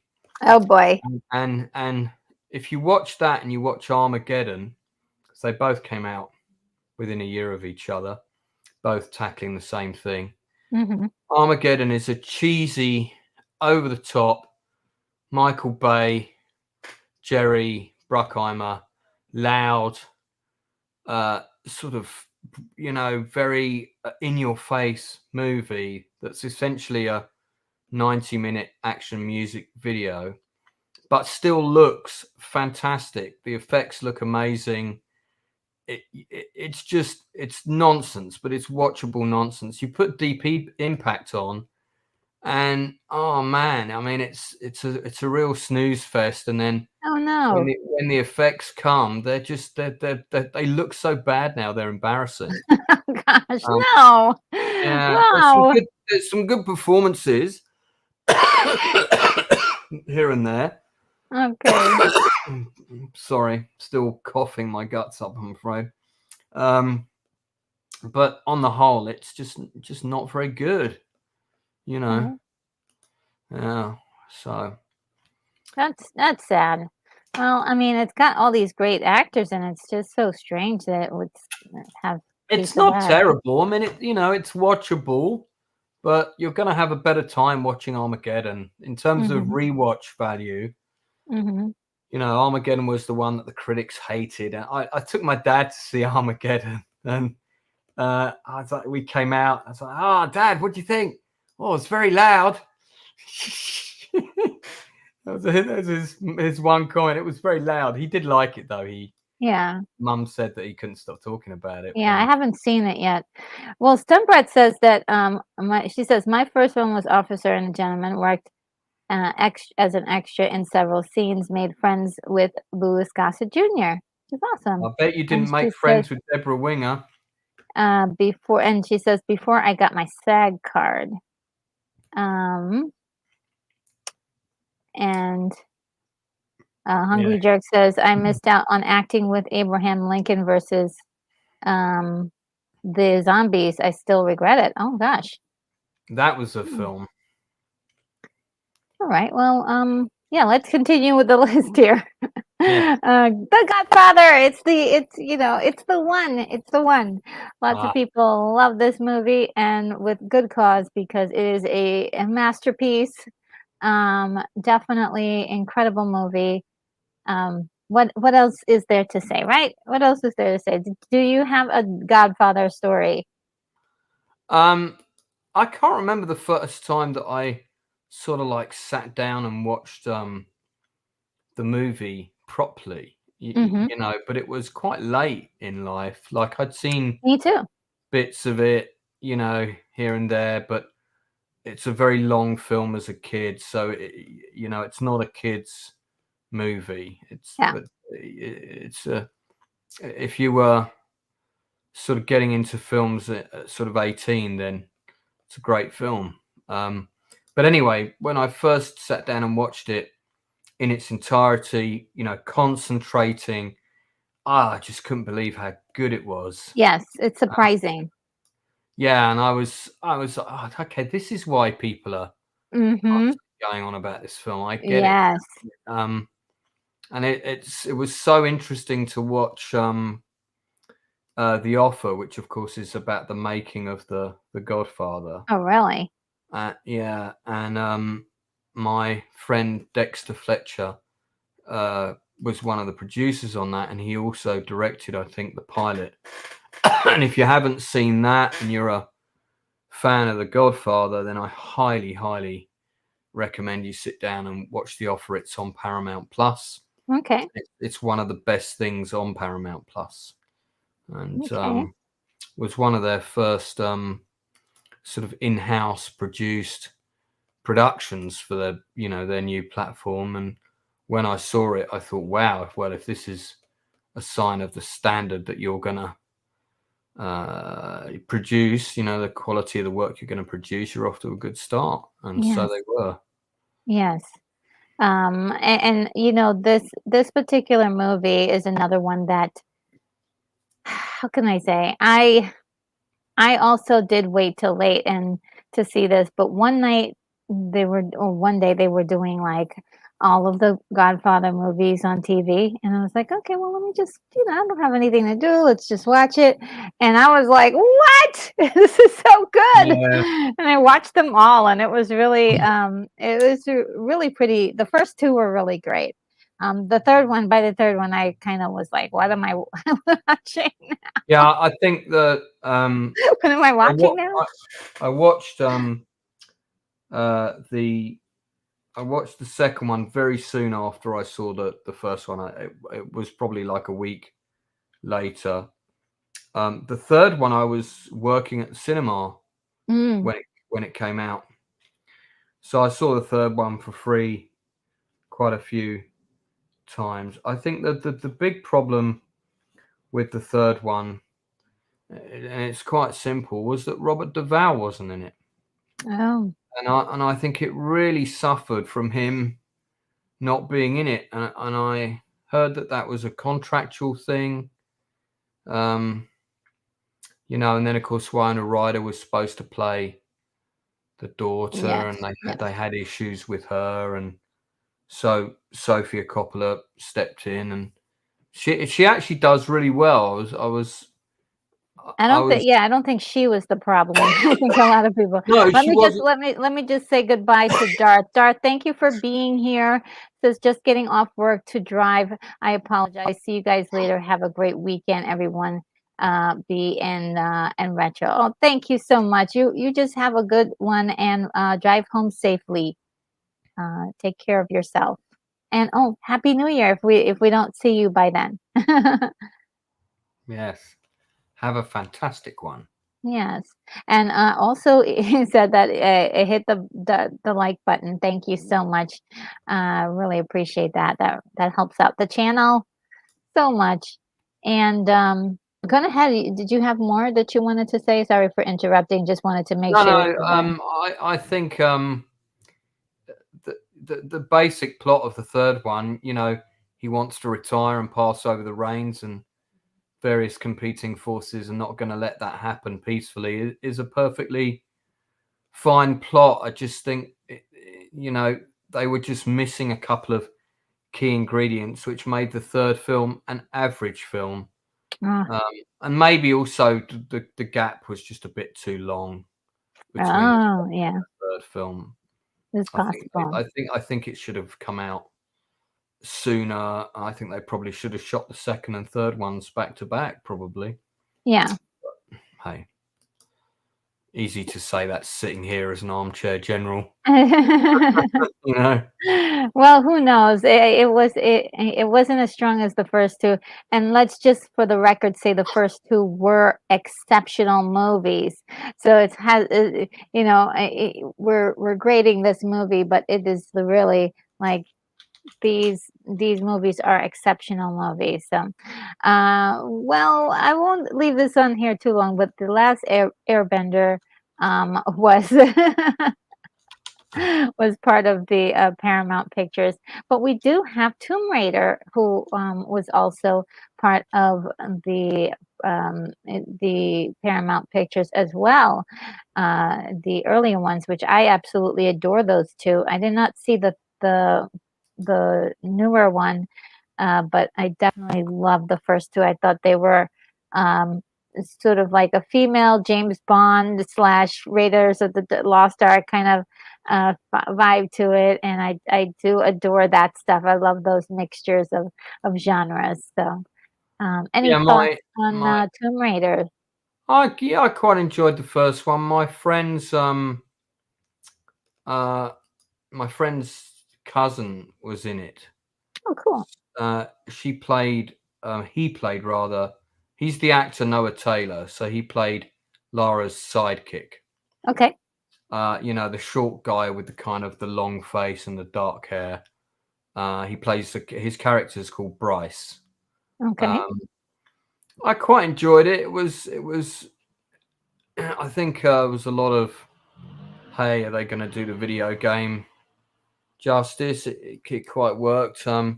Simon West, who directed it, it's a British director. He also directed Con Air, Hmm. and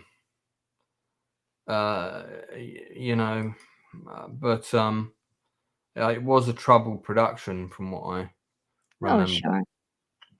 Yeah. Sure. Joseph Begay says fun to see Chris Berry as the assistant butler for Lara Croft. Um, so that is cool. He And actually, yeah. Simon West turned down directing Black Hawk Down to direct this film. Oh, really? Yeah, because he took the book of Black Hawk Down to Jerry Bruckheimer and was the person who convinced him to get the rights to Black Hawk Down. Oh, cool. Yeah. American Beauty. This is one I saw a long, long time ago. I honestly cannot remember this movie to save my life. I watched it. But I can't remember, but it got a whole bunch of accolades. I think it got a couple Oscar nominations, maybe even a win. But yeah. Do you remember this movie, I American Beauty? do. I saw it at the cinema. It's it's kind of this got nominated up the wazoo at the Oscars and Yeah. BAFTAs, and it's a very sort of Sam Mendes. I think it was because he was traditionally a British theatre director, and I think this was the film that put him on the map, that said, hey, you know, this guy's a tour de force of cinema. Of course, he would go on to direct Bond and whatnot. It's a very pretentious film. Oh, really? You But think I so? think, but I Right. think, I think it earns it because it's good.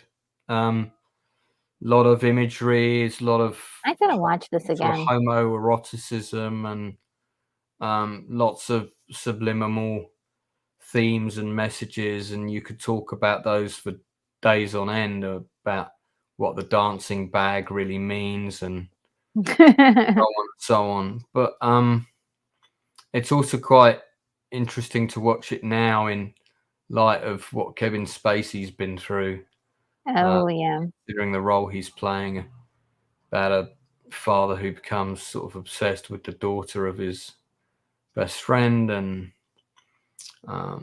yeah, it's a weird movie. I've got it. I own the DVD. I have to say I haven't watched it in a long time. Yeah. Um, I'll have to take a look at it again because I swear if I can't remember this movie, but I sure did see it. I sure yeah, I did. mean it's not a film you can just It's whack like, on, for sure. yeah. Um, Coming to America with Eddie Murphy. This was a true delight for me, and I can just put this movie on and start just laughing, and it tickles me to no end. I had so much fun with it. How about you? Is this something? that film is in my book. Okay. My 19. 1988. Yes. It's in there. It's one of the films that's reviewed in the book. 19. And Let's see if I can get a link. I'm just wondering what page it's on. I could have a quick look at what I said about it because I review all the movies. Mm-hmm. But I saw it in America. It was one of 4 films I saw on the same day, and I think that was the day I also saw Who Framed Roger Rabbit. Okay. Yeah, it was a lot of fun. I like the fact that I think that was the first time that like Eddie Murphy played more than one role in a film he did. I think because him and Arsenio Hall Oh yes, both they played just characters in the barbershop as well. oh yeah, they go Uh, off and they just it's just so funny and hilarious. They just keep going. Yeah, I didn't Yeah, actually realize when I watched the film the first time that they were both playing characters in that scene. I just thought those guys were other actors, you know. yeah. Oh, I don't know why I can't find it. Oh, you mean in the barbershop? Yeah, oh, Coming to America, 19th of July. There we go. Yeah, in the barbershop. I didn't realize that was Murphy and Arsenio Hall. I thought it was just 2 other actors. So that's how good they were, you know. Yeah, so I gave that film out of 10, 7. Oh wow. 7 out of 10. So, and I made some observations about it, which are not suitable for a children's Okay. channel. Yes. So Yes. but you can read about them in the book. Yeah, about Okay. where they Well, I'm hired putting some of a the link. actors from to do certain scenes. Okay, and I'm putting a link for Lance's book on Amazon in the Ah, that's very chat. kind. So if anybody wants to grab his book, it's there. And the entire book covers all of the movies that you watched in 1988, and there Yeah. are a lot. How many movies do you think you have seen and that are covered in the book? Well, in that year, I listed them all, and I saw including, you know, some of the films obviously were rewatches from the year before, like they came out on video a year later. Okay. But there's 137 listed. Wow. Yeah. and That's I think around 100 of them I probably watched for the first time that year. And yeah, it was a good year for 88. Was a good year for movies. It was also a terrible year for rubbish sequels because you had Caddyshack 2, Revenge of the Nerds 2, Missing in Action 3, which was actually okay, Elm Street 4, Fright Night 2, that was okay, Crocodile Dundee 2, Evil Dead 2, which was very good. right. Oh, do me a favor. Just show everyone the cover right now if you can. I can see that. That's the I don't cover. know who that good-looking guy is on the front, peering around the Die Hard building there. Yeah. But yeah, that's So that's the book there. And yep, and the link is in the chat. Now let's see. Joseph Begay says unexpected that the Dukes from Trading Places would make a quick appearance in yeah, Coming to America. Ralph Great. Bellamy Sam. and Don Amici Wonderful. are like a homeless couple, and they're on the street, and they're playing the same characters from Trading Places, and it's kind of assumed that they've ended up being homeless, which I don't think would have happened. They probably would have found some money from somewhere, but it's a really nice nod. I like the fact that that was in there. Oh yeah, it's great. Loved it. We got Shutter Island, which I did not see. Did you see this movie? I saw it. Okay. I turned to my friend. We were watching it in the cinema, and I said, "Oh, this film's going to be about this," and I was right. I kind of guessed the twist in like 10 minutes. Ay, ay, ay. Yeah. Yeah, it's not my when I, saw the trailer and I was like, "Okay, I don't need to see anymore." And, we've got The Curious Case of Benjamin This is this is Button, a which fantastic movie. this really is. Yeah, I saw this one and I was like, first I didn't know, what I was gonna get myself into, but sitting down and watching it, I was just like, "What an odyssey." It's great. Great, great, great. Great Yeah. concept, fantastic movie. Yeah, my friend Jason Fleming's in it, and he plays he plays Benjamin Button's dad Oh, in the film. oh, that's great. Yeah, and he had a lot of fun on the movie, and Uh-huh. Jared Harris is in it as well, who is Richard Harris's son, Oh, late great Richard Harris, who was the original yes. person who played Dumbledore, of course. And I really rate Jared Harris as an actor as well. So there's lots to like in this, you know. Yes, there are a lot of really great actors and actresses in this, and it's just wonderfully done. Now, I'm not sure if the special effects hold up still, but you get the general idea of what they were Um, trying to accomplish, and it's not well, terrible. actually, I haven't watched it in about 7 years, so Yeah. Back then, it looked fine. Back then, it looked fine when it came out. it's just a And great we've film. got Super 8. Yeah, I really like this movie. Okay. And yeah, I never saw it. I'm surprised because that you haven't seen it, because this is Steven Spielberg, kind of, he produced it, I think. Sure. He basically wanted to make another movie that was like E.T., Yeah. and this is it. And it starts off being one kind of film, then it turns into something else, and it's a great film. Really liked it. Okay. I will Kind put that on my list of of, possible movies yeah, to look at. you definitely like it because it's got a retro vibe. B movie, isn't this the one with Brian Atkinson? Oh no. Okay, that's no. Yeah, I'm not sure about that, but this is a little cartoon movie that was Yeah. easily swept under the rug. But there was a following of kids. I think there may have been sequels to this because kids loved it. This is one of those movies you sit your kid in front of while you go do something. So Yeah. The babysitting movies. Then we've got The Truman Show. What a great movie. So good. Absolutely wonderful. And no offense to anyone who loves the B movie, by the way. It's just I didn't I I I don't know. It's just one of those that I saw part of it, but it's not from what I've heard, it's not that great. Um Yeah, I've not seen that B film. I've seen the other B film. Um, uh this is great. The Truman Show's one of the best movies ever made. I'd put it in my top oh, it's 30, brilliant.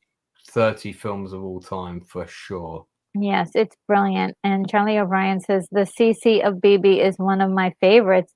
A great story about the same man who gave us The Great Gatsby. Oh, wow. Just going to dash to the bathroom real quick. I'll be right back. Okay, well, we'll continue on.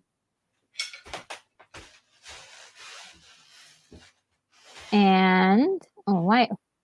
I don't know what happened there. But Daryl Johnson says, well, maybe if they do an Abraham Lincoln versus the zombie musical, you'll be the backup dancer. Not sure what that means, but oh my goodness, the chat just seems to jump so fast. But Hungry Jerk likes that joke and is laughing. All right, well, the next one is Rango, which is a movie starring Johnny Depp back in 2011, which is a cute little um, animated movie. It's definitely not the best one ever, but it's okay. It's okay. It's just okay. Again, it's another babysitting movie. No offense, but it is definitely not super in depth and doesn't have like super great nuance like a movie like Inside Out or something like that. Then we've got The Hunt for Red October, which I know Lance has some things probably he wants to say about this movie. People love this movie. This is highly regarded. I may have seen a small portion of it and did not get to see the whole thing. So we'll let's see. We'll go back to that when Lance gets back. We've got The Wolf of Wall Street, which is definitely one that as far as me grading it, I gave it an 8. It was very good. Has a lot of interesting things going on in it. It's the real life story um, of Jordan Belfort and his rise to wealthy as a wealthy stockbroker living the high life to his fall involving crime, corruption, and the federal government.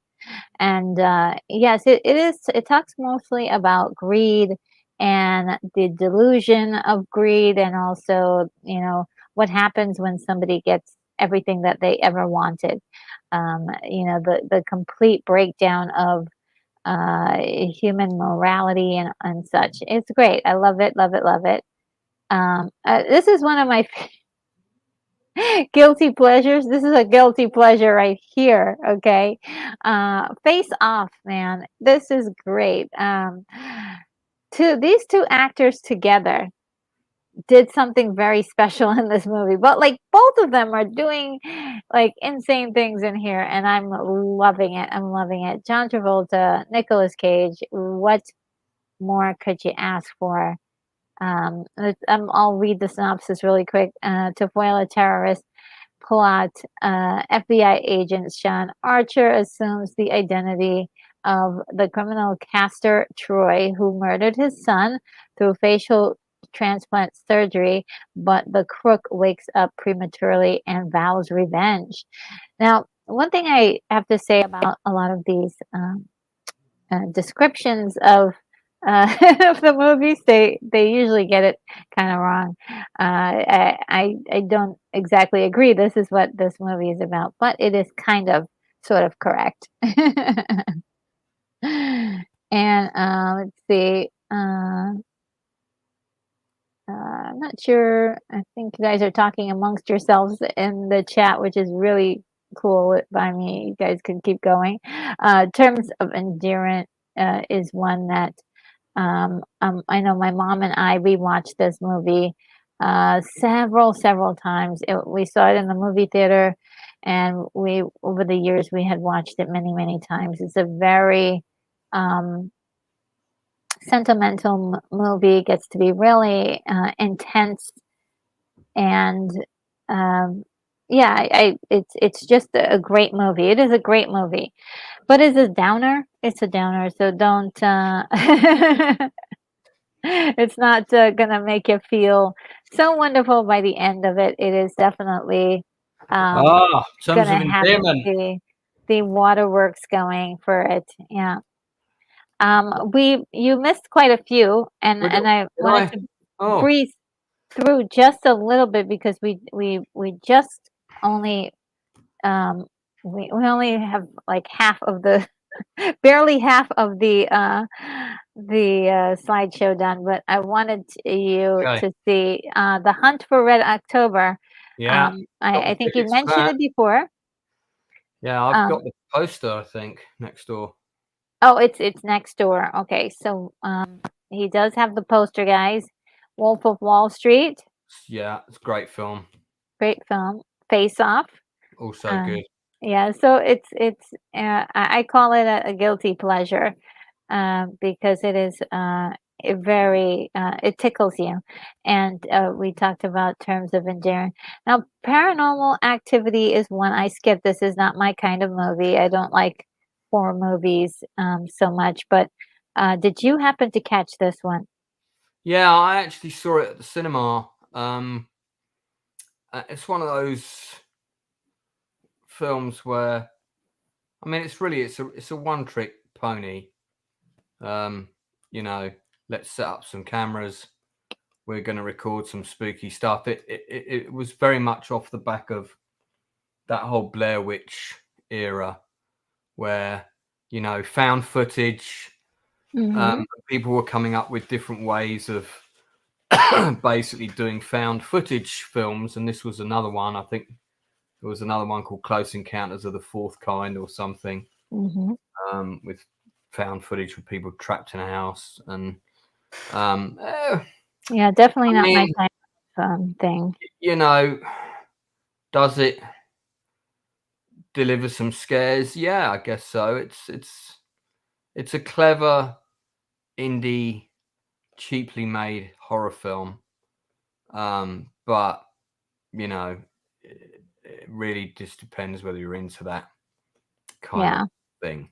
Um, Hungry Jokes has really got to go see people on Dave's show. Okay, is he having a show? Uh, that's great. I can't wait to see it. who's Dave? I think he's talking about Dave Sundstrom, who has a wonderful channel that is all about all sorts of things retro and is well produced. Wonderful. Um, Dave is a wonderful guy. So if anybody hasn't subscribed to Dave Sundstrom, do so, please. It's great. He has great content. And let's see. Joseph Begay says, I haven't seen the whole movie, but lost interest after 30 minutes. People making stupid decisions. Yeah, that's another. That's like for me that is the number one thing I find with horror movies in particular is the dumb decisions people always make, and it's like why, like Yeah, it drives me insane, and it's like if you made a realistic scary movie where people are actually making smart decisions, the emotion of like my god they're doing everything right and they're still getting it, getting caught, it makes it even more devastating to you. So I don't know. This kind of movie doesn't work for me. But this movie in particular has had so many sequels and copycats and all sorts of things. So kudos on it. It looks like a lot of people love this movie and this kind of movie. So yes, Paramount has a great IP on their hands here. mm. At the end of the day, and then we've got Chicken Run. Oh, I just watched the sequel to that last night or two Now, is nights that ago. the sequel? Is that the sequel on Netflix or one of Yeah, the streamers? Okay. Yeah, it's Yeah. it's it's fun. It's good fun. Okay, It's I've never seen any of these. Harold and Gromit, I think it's called. yeah, Wallace and Gromit. Well, they're all Wallace and part of Gromit. Park Animation, Nick Park's Yeah. claymation style. I would have thought that sort of thing would have been right up your street.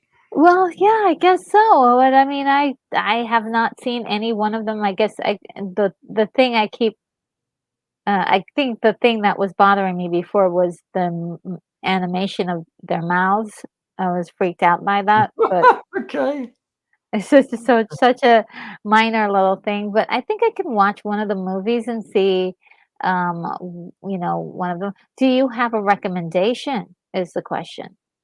Which one is the Um, best to start off well, with? you should watch the one where it's called A Grand Day Out. So Wallace and Gromit basically go to the moon because they discover the moon is made of cheese. Ooh, So they go to the moon to bring back some cheese, which is just a brilliant plot when you think about it.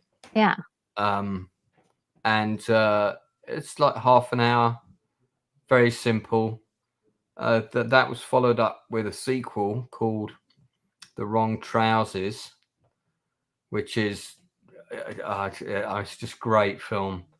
Where this bank robber holds up in their house, which culminates in this incredible chase sequence with a train set round the house. Wow. It's just so well done. And then they had other spin-offs like Shaun the Sheep and Chicken Run and whatnot. But I actually think that the early stuff they did is the best.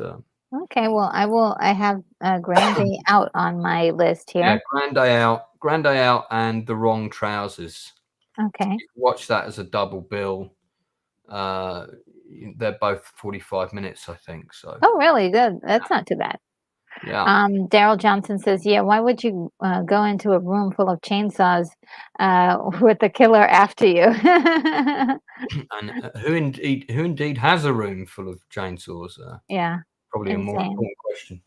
Well, then we have the movie Indecent Proposal that was a huge hit. A lot of people absolutely loved it, That's, went to the theater to see this.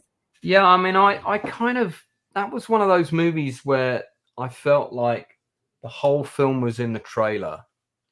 Yes, You it know, was. It sure was. it was. We knew what was coming. Yeah, Um, you know, will she? Won't she? yeah, Will it or won't it destroy their marriage? Of course it. Of course it will. yeah, And will or won't he get obsessed with her? Of course he will. It just was. I just saw the trailer and I just thought, I don't need to watch this film, yeah. so I didn't. Oh, you didn't watch it? No, No. it does turn out exactly like the trailer. Yeah. There aren't a lot of surprise, but there is tension because um uh, y- there is some tension in there, I have to say. And it's just by like the train the train crash is going to happen, and you're just watching it unfold. It's like, okay, how does this unfold again? Oh boy. And so that's really kind of the big deal with this, is like watching a train wreck happen. I think And I caught like the last 30 minutes of it on TV one time. yeah, And, it was just like what I saw of it was like, yeah, these are all the scenes I expected to see in this film. This is the ending I expected it to have. yeah.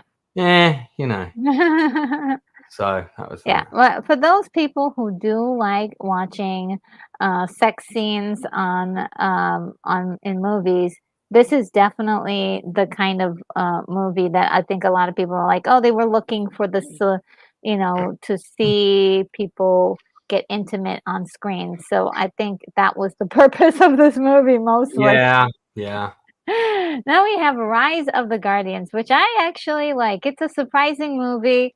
I didn't expect it to be any good. I was like, "What is this?" And it's actually good. Has quite a few surprises in it, and yeah, I definitely it is n- not what you expect. Definitely. Did Isn't you happen to see this? it's the one with the kind of spiritual owl type people? No, No, am I? that's the Owls of Gaul or something. Oh, is it? Guardians things. That's a different type of Okay, I guardian. I don't think I've seen this. Yeah, it's really actually quite good. And Who's the killer Bugs Bunny on the poster? Is that like a killer version of Bugs Bunny?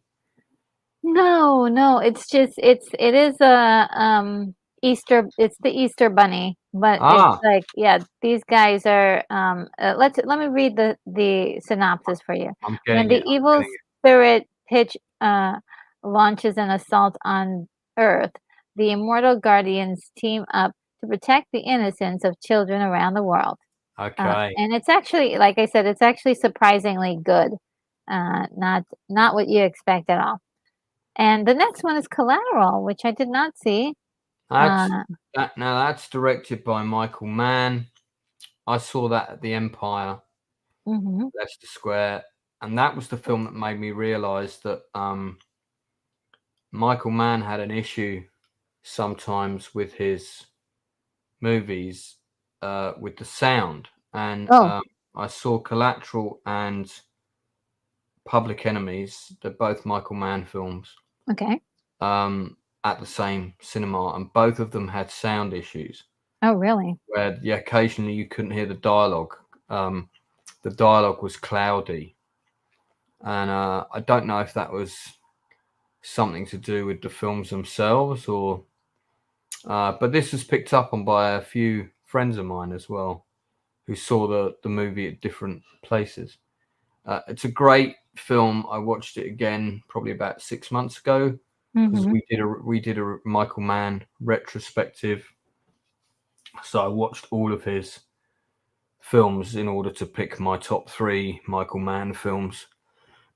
Collateral was not in the top three that I chose actually. Well, we got Prince of Egypt here, which I absolutely love. Yeah, Adore the music. It's great. We got Vanilla Sky, another Tom Cruise exploit, and mention I that. did not see this movie. Did you? Yeah, I did. I saw it Empire Screen One again. Can't remember who with. Strange film, not one that I've watched since. I haven't rented it since. I haven't ever owned the DVD. It was a very odd movie with a very odd ending. Can't quite like the fact that it was original. Sort of thought, oh yeah, that's kind of cool, but didn't want to watch it again. It wasn't. Hmm, Um, okay. and that's no bad thing. Now Um, we've got Saturday Night Fever. What a movie. Love this. so this is the Uh, sequel to. No. Staying Alive is the sequel to this yes. movie. Yeah, Staying Alive is the sequel, which was a lot of fun, but definitely it got poor reviews, and a lot of people don't like that one. But this is Saturday Night Fever. yeah. With all of that soundtrack is incredible. This is uh, there was a big thing with this movie when it was first shown on British TV. Mm. Because when it came out in the cinema, I, I, I mean, it was a X-rated. It was rated X in the UK, which is the same as. What? This movie? Yeah, well, if you look at it, it's got an R rating. Wow. Look at it next to Yeah, 118 minutes. I see that, but trying to Yeah, figure it out was when why. it was released in the UK. it was rated X, and anything that got an X was like, oh, why is it an X? It must have something naughty in it. Yeah. And and there were two sort of notorious scenes. One was a fight in an alley where I think like switchblades are used and stuff, and then I can't remember if the other scene was adult in nature, but both of those scenes were completely cut from the TV version. So like everybody stayed up late to watch this film, and basically, John Travolta kind of turns into this alley.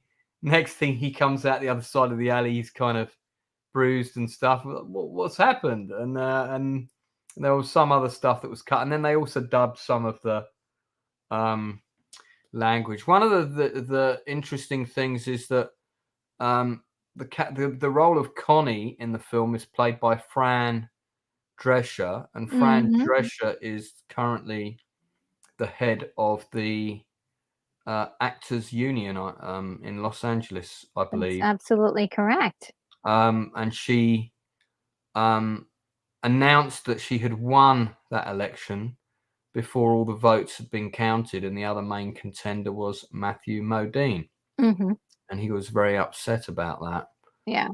Because you really shouldn't be announcing that you've won an election before all the votes are counted. I mean, just ask Donald Trump, Yeah. So, But I'm sure he's probably happy he didn't have to go through the drama, yeah, of yeah. the big of, Yeah, Matthew, you probably dodged a bullet there, mate. dodged the bullet. And also, yeah, because her reputation has been, set back, I would say, since this whole thing, and even though, um, who knows the behind the scenes, but there are some people who don't kinda trust her anymore. Yeah, Um, I mean, yeah, I've heard that. yeah, Um, which is sad, I mean, but uh, that's that's public opinion for you. And so, yeah, she was in it, she was so young, and, I think she's has the same kind of, bubbly accent and all that stuff that made her famous, but it was yeah, in, just a small part in here. yeah, Uh, there was a lot I mean, the music and the dancing was, like, the big thing that kinda, took everybody by storm, it and of was course it was parodied a lot in the UK as well. yes. Um, uh, Yeah, a lot of people had fun with this. A lot of people had fun with this. The outfits, the whole thing. I remember in the '70s, you couldn't stop seeing people wear the same outfit and then doing that walk down the street, like really there's great. there's an episode of a British comedy show called The Goodies. It was like these three guys, and it's very English. It's quite hard to explain. But anyway, they did hang on, I just need to mute this. They did a rip on Saturday Night Fever, with Tim Taylor kind of getting ready to walk down the street and putting all the grease in his hair and doing the walk. And whenever they cut to his shoes, they were getting. I gotta show you this shot. I won't play it because I don't want you to get ratioed. But when they cut to his shoes get bigger and bigger and bigger. We're just Until gonna take a quick peek at it, guys. yeah, there you go. Until he's walking along and his shoes just look ridiculous, and he's got like a huge glob of grease in his hair. Anyway, I can drop the link for that little clip, and you guys can have a look at it. But I'd never forget that. That was hilarious. Yeah, there were many, many parodies about it, and it wasn't like they didn't create that look or create the music was already happening in the '70s, but it was sort of like they kind of put this flat like focus light on all of these elements and put them together in a one groovy movie. And yes, this was the movie of the 1970s that was sort of like if you're right into Star Wars, you can watch this. Yeah, I mean this was the other film that people queued round the block to see. Yeah, yep, With that summer was, you were either going out to watch Saturday Night Fever or you were going out to watch Star Wars. exactly. And it was great, and it was really great. Um, If you watch one after the other, man, that would have been some trippy double bill right there. yeah. Then we've got King Kong 1976. I'm not sure about the other Kongs, but that one Now, in particular th- with Jessica Lange. this is the one with Jeff Bridges Yes, and Jessica Lange is in it. Jessica Lange. Hmm. My dad went to uh, watch this at the cinema, and I remember because by then, of course, the classic King Kong movie had been out on TV, and I'd seen it, the black and white one. And I remember like begging him to take me, Hmm. and he was like, "Oh no, I can't. I'm going with Ken," and Ken was his kind of cinema buddy, Hmm. and he came back from the movies. Dad, how was it? Oh, it was rubbish. No, no. Yeah, and I watched it years later, and he was right. It was pretty terrible. Yeah, it was pretty terrible. Well, Um, they did miss the mark, and but when I saw it as well in the theater with my mom, and we kind of liked it. I mean, I think the only reason why we both liked it is because we both liked Jessica Lange so much. Um, we loved her so much. I'm a So huge fan of Lang.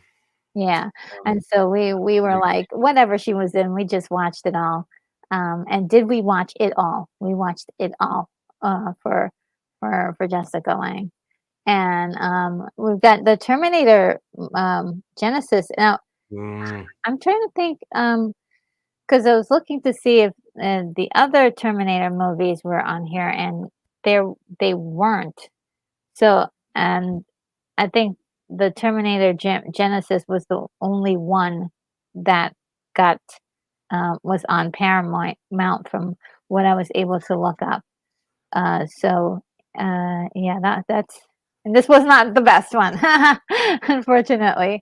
no, it's well, we fixed that already, so Yeah, we talked about that. We could talk we more, but fixed it. we'll put Terminator on its own little uh pedestal when we get there. But we've got Beowulf, which a lot of people don't like this movie, but I absolutely loved it.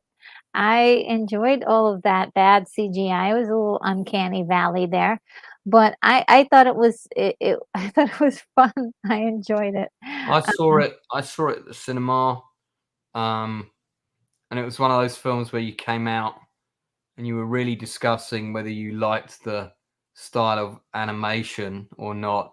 You'd already completely forgotten the plot and the story Yeah, yeah. because I think the animation was so distracting it that was distracting. Yeah, yeah, perfect description of it.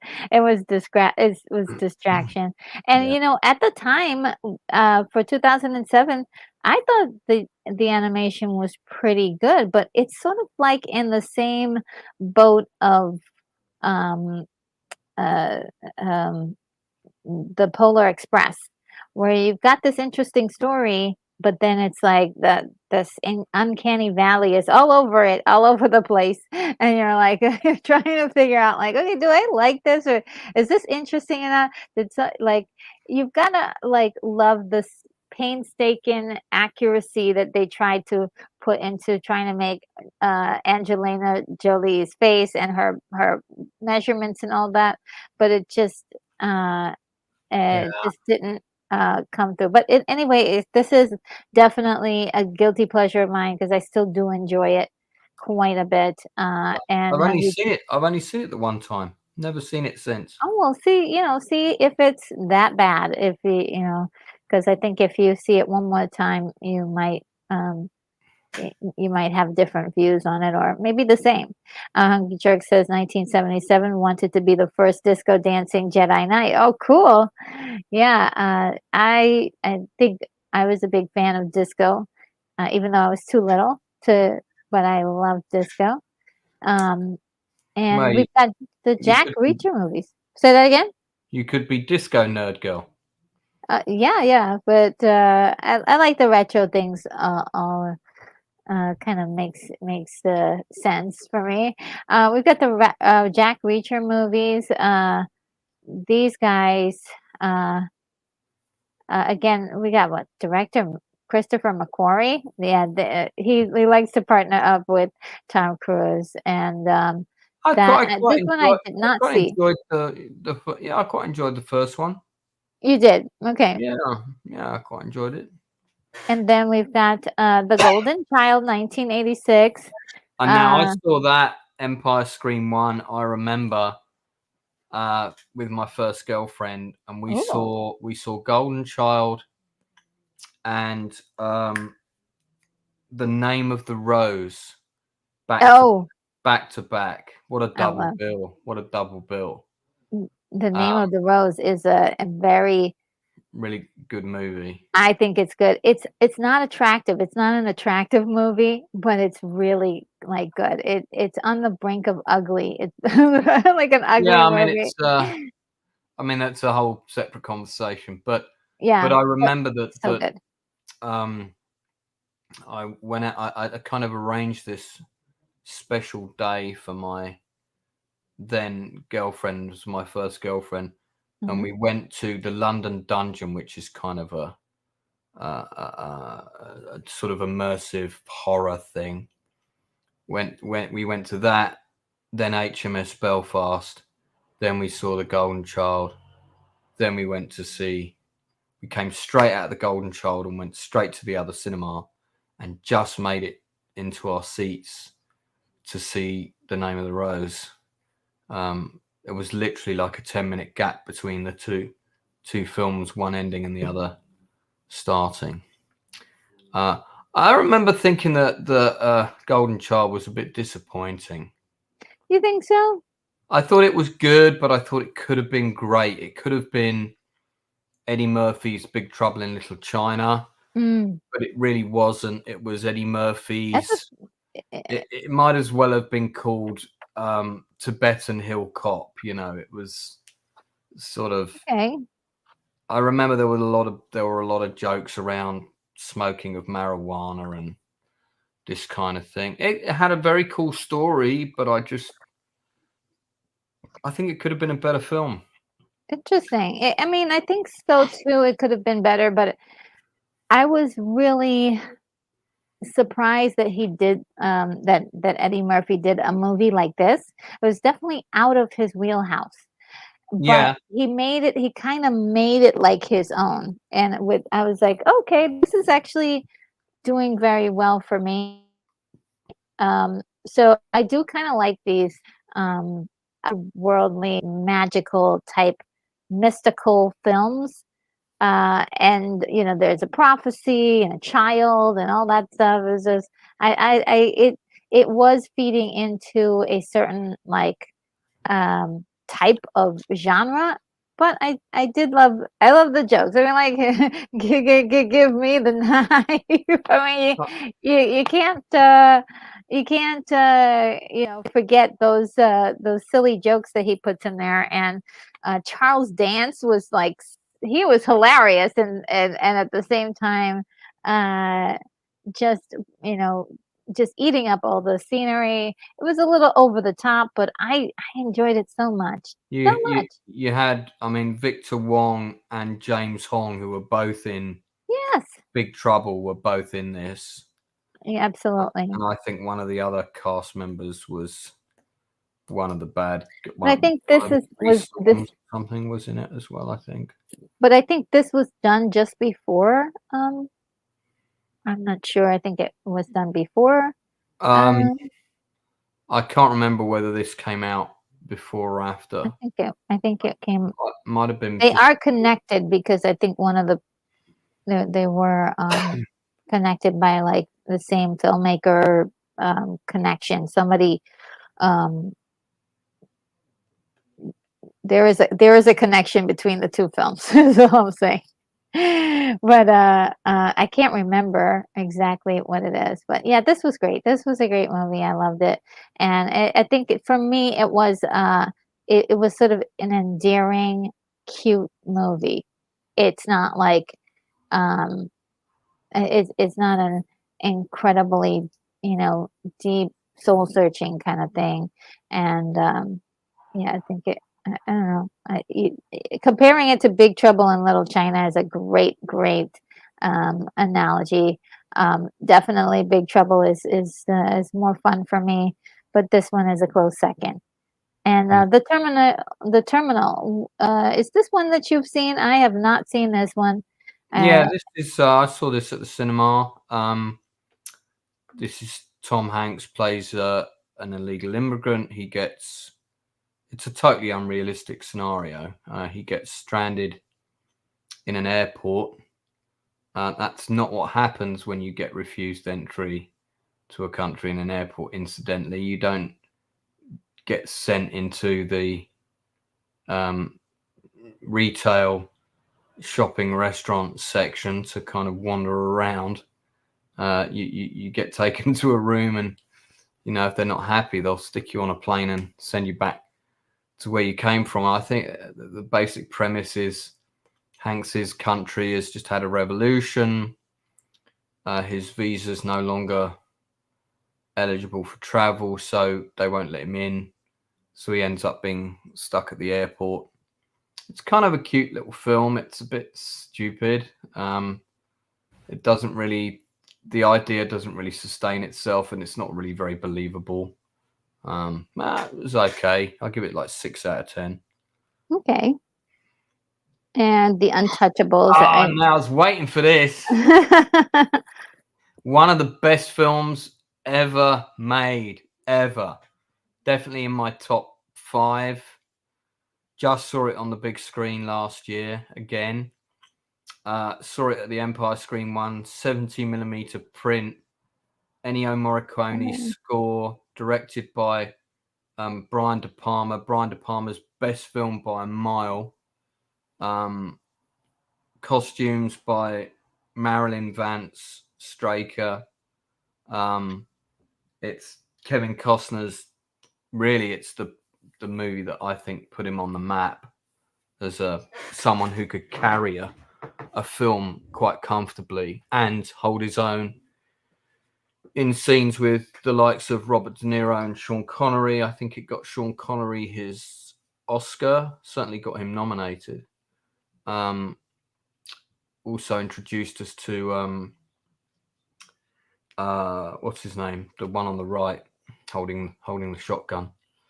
The guy who was in Godfather Part 3. It really was the film that kickstarted his career as well. I saw it 4 times in 1 week when it came out. Absolutely loved it. It's also in my book because even though it was released in 87, it was still running in cinemas in 1988 in the UK because it was doing so well. So it stayed in cinemas for quite a while. Fantastic supporting cast as well, with Patricia Clarkson, Charles Martin Smith. You've got wonderful people like the late Richard Bradford in there, Billy Drago, both of whom passed away. Jack Kehoe from 12 Angry Men is in it. Yeah, Andy Garcia launched his career as well, put him on the map. Yeah. So yeah, it's an amazing film. I mean, I watch it every year at least once. Incredible soundtrack. The music is for this film is just it's amazing.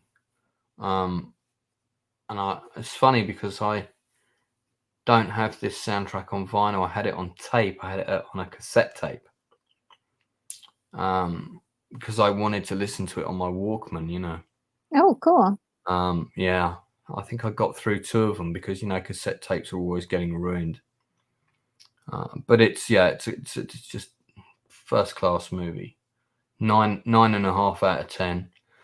I have not seen this movie. I suppose one day I will see it, but it's not my type of movie. If you said The Untouchables in space, I would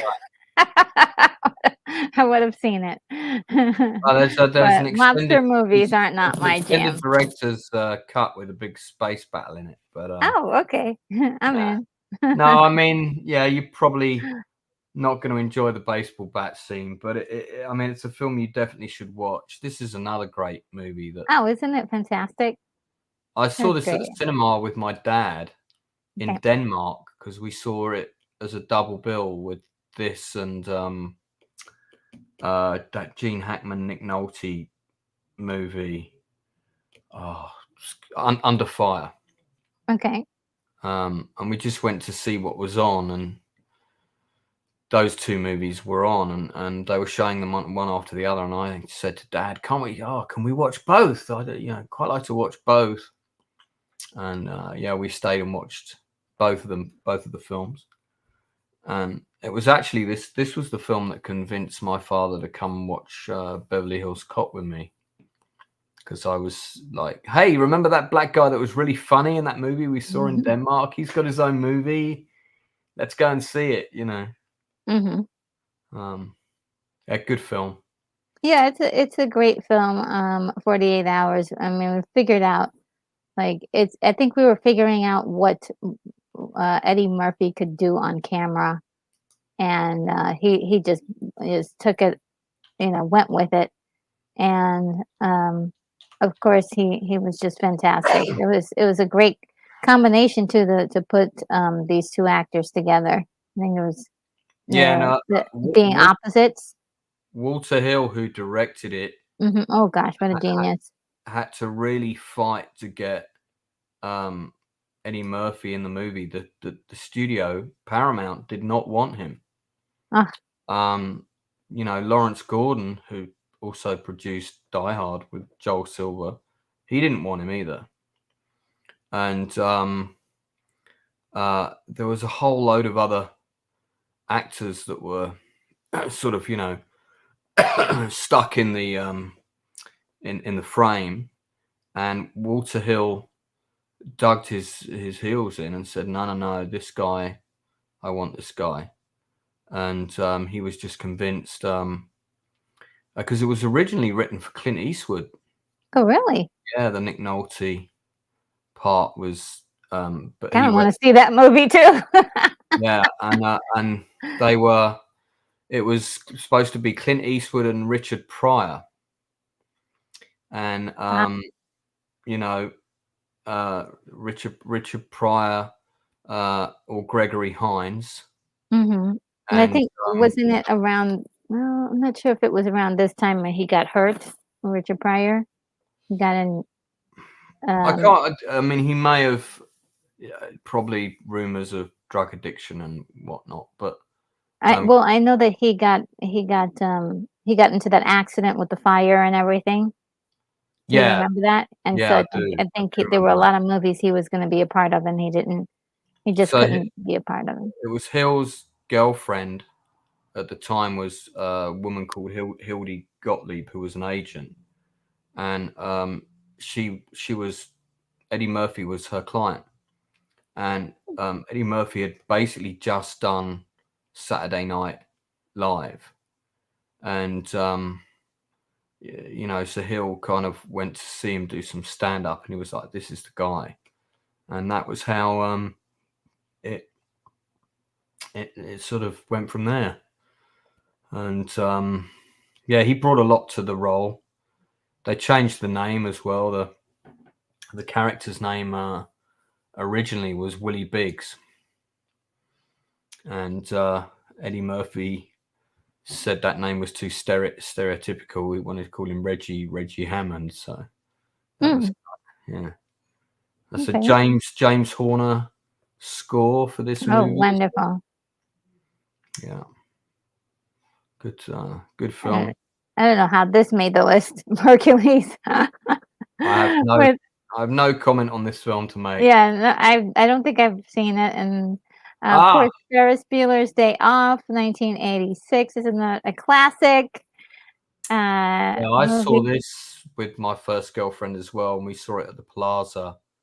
And I think you and I talked about this on another stream because I told you everybody in the cinema got up and danced during the Oh, yeah.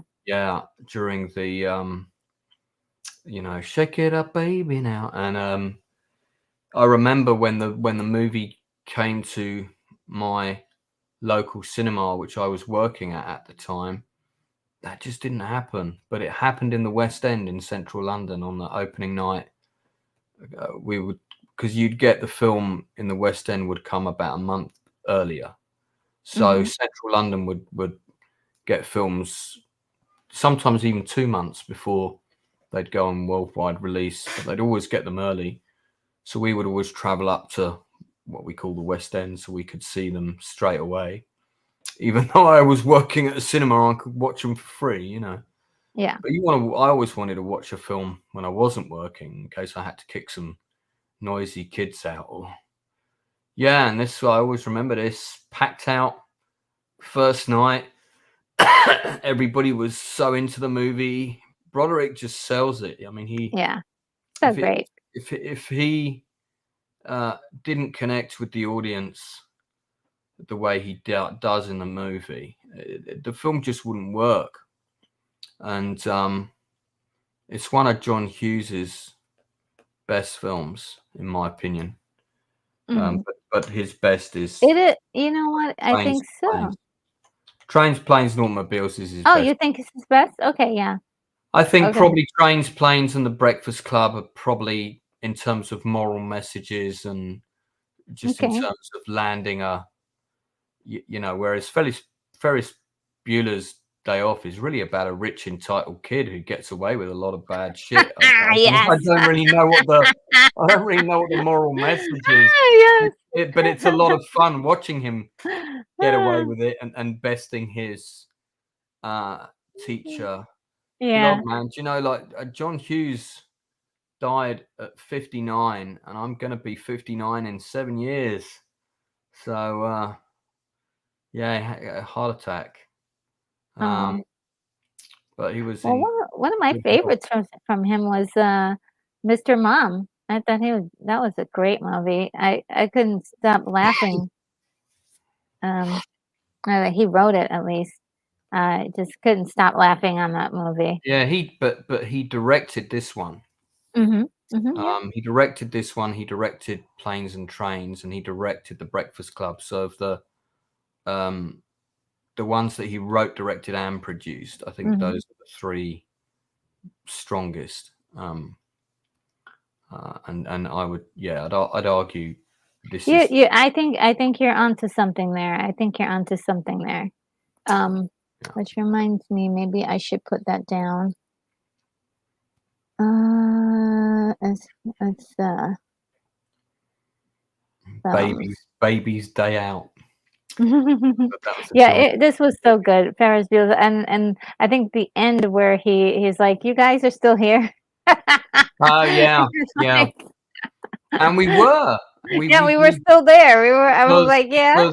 There's that whole long extended sequence with that dun dun dun, dun, dun, dun, dun, with the teacher kind of like coming out of the garden. He's got stuff up his nose and it's wonderful. I think that guy's career, something happened to that guy's career. Yes, we're gonna skimp over that part. Okay, yeah, all right.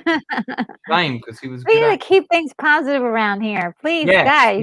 Let's keep it positive. We're talking about best Paramount pictures that we like. This is definitely one of their best pictures. Yes, this is a feel-good movie for real. It is. And it's incredible, right down to the last moment of film. Just fantastic. Daryl Johnson says it. You're still here? It's over. Go home. Go. Well, you'll know that this is also in my book because it comes out in 1988. Yeah. And it's the film that I took everybody to see the same day I took them to see Die Hard. Oh, wow. I watched this again recently when I did my Scrooge marathon 2 Christmases ago. This film is not as good as it should have been. Okay. I have 2 big issues with it. One is Bob Cathway is just not funny, in my opinion. I've never found him funny. Just because an actor kind of runs up to the screen and goes, just, it's just like, dude, I'm loving it. That joke was not funny in Police Academy 2. It's definitely not funny in Scrooged. Can you not Okay. play characters any other way? But he can't. That's just kind of who he is. Yeah. So I have a big issue with him, and Okay. I just felt that the whole film is it's a bit in love with itself. It's a bit like it's constantly nodding at the camera, like whereas the Muppet Christmas Carol doesn't do that. You know, Okay. so I just I think it could have been a lot better. I think he should have been nastier. They could have done more stuff with the I mean, modern. wanting to staple, antlers onto a Yeah, little but we didn't see animal, is them. it But nasty we enough? but we didn't see them get stapled onto the Oh, to the. Lord. Yeah, so come on. No point making the threat if you're not going to back it up. Well, here's the thing. I absolutely love it. I watched this, I believe it was just last week, I think, I on caught a bit of your watch party. I yes, dipped with into it. Lorena Kriel on her Yeah, channel, yeah, and it was absolutely I had so much fun with this, even seeing it recently. I see it pretty much, like, once a year. I adore it. I suppose it goes back to seeing it for the first time in the theater with my mom and my brother, and us, like, absolutely loving this movie, laughing through every single moment. And there are, like, certain moments in the film that really get to me and to the point of, like, almost, like, tears or just some sort of emotional movement. And one of them is, of course, seeing the guy that's frozen over in the, underneath the yeah. That's city. that actor is Michael. Oh, he was in the Bonnie and Clyde movie with Gene Hackman um and he was in an episode of Star Trek where he's leading all those kids. Yes, Um, and so that scene is really awful because, earlier that day, he asked for, just a little, "Can you give me something? Can you help me out?" And, it was, kind of sad that he said, "No, no, I don't." He definitely had the money to lend him something, but he's like, "No, no, no, no." And then to see him end up in this, like, really sad state, like, just helping someone, could to, keep them safe, and also his telling, Claire, you need to fend for yourself and you shouldn't take care of other people. Let these guys figure things out for themselves. And she takes that advice.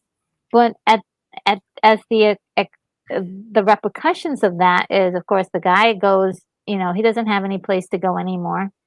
And, yeah, later on, you see her in sort of the kabuki makeup, and she's sort of like, "Yes!" And she's no longer connecting to, deeper feelings, and, I just, think that it's really, sad. Um, it's a really sad moment, and it's really, kind of a great thing to see that, depicted in that fashion. It's a little crude, but it is definitely, great. Before I go any further, I'm going to urge that we keep the chat positive. I've already given a timeout. I don't want to have to go through and give and actually ban anyone because I do love all of you guys, but this is getting to be very distracting from our positive conversation we're trying to have here. If we can at least just please keep the conversation on a positive note, uh, and mentioning acts of violence and things like that, can we just leave that for some other time? Okay? Thank you. This is yeah, my last warning. yeah. Come to my channel for that stuff. Yes, yes. Lance Um, is do go over to Lance's channel for that.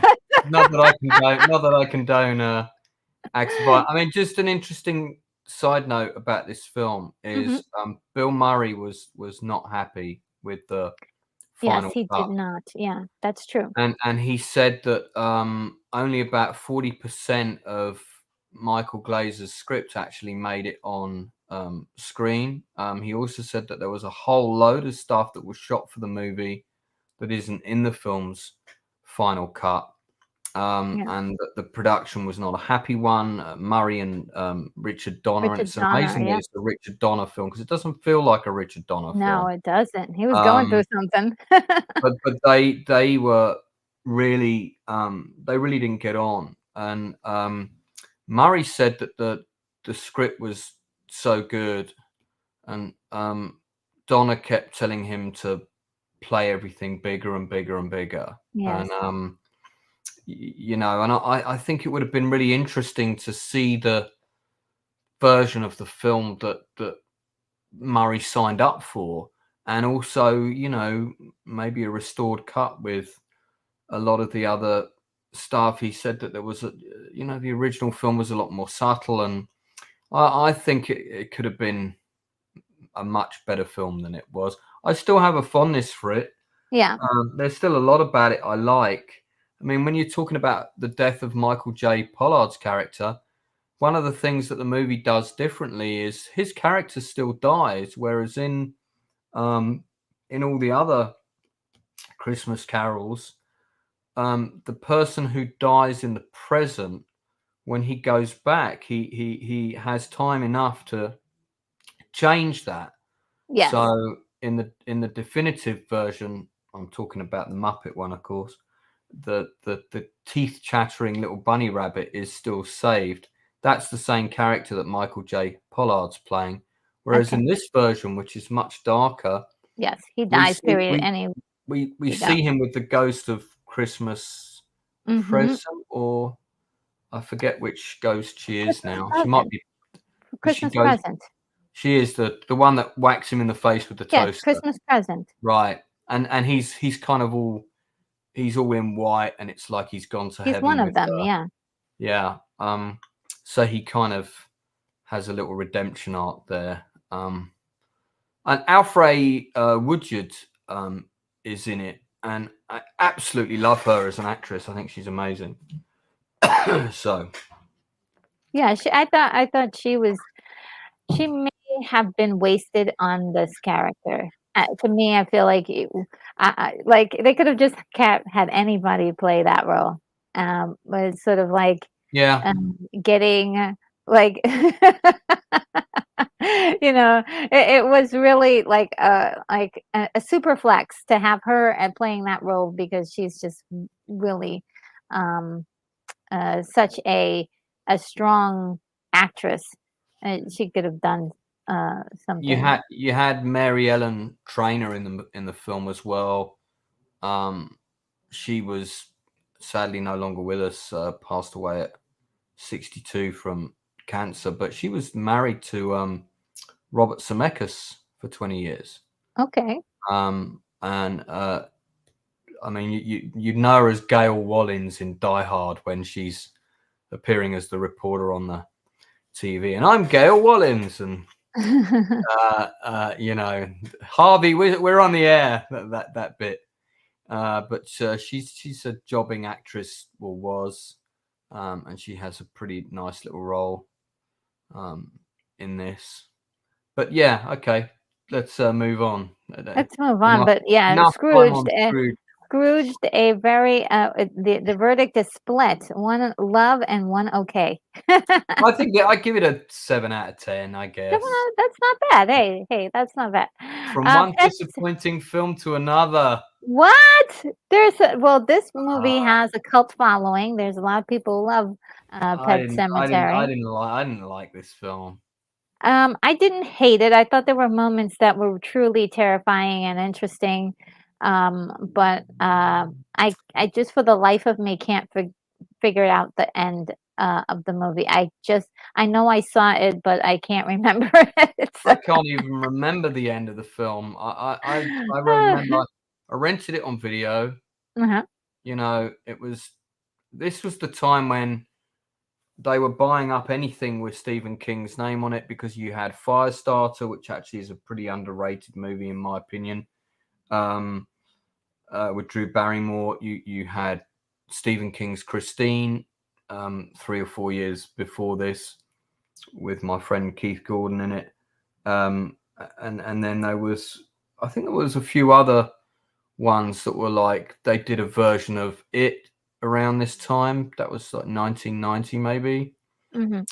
So let's buy the rights to a Stephen King thing and let's make it. And Stephen King's books do not lend themselves to 90-minute feature films. They are usually epic stories that require a 2-part miniseries, at best.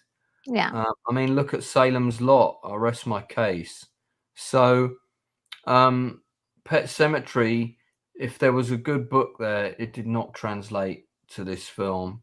This film was a 4 out of 10 for me. Yeah, there are some good moments, but so what?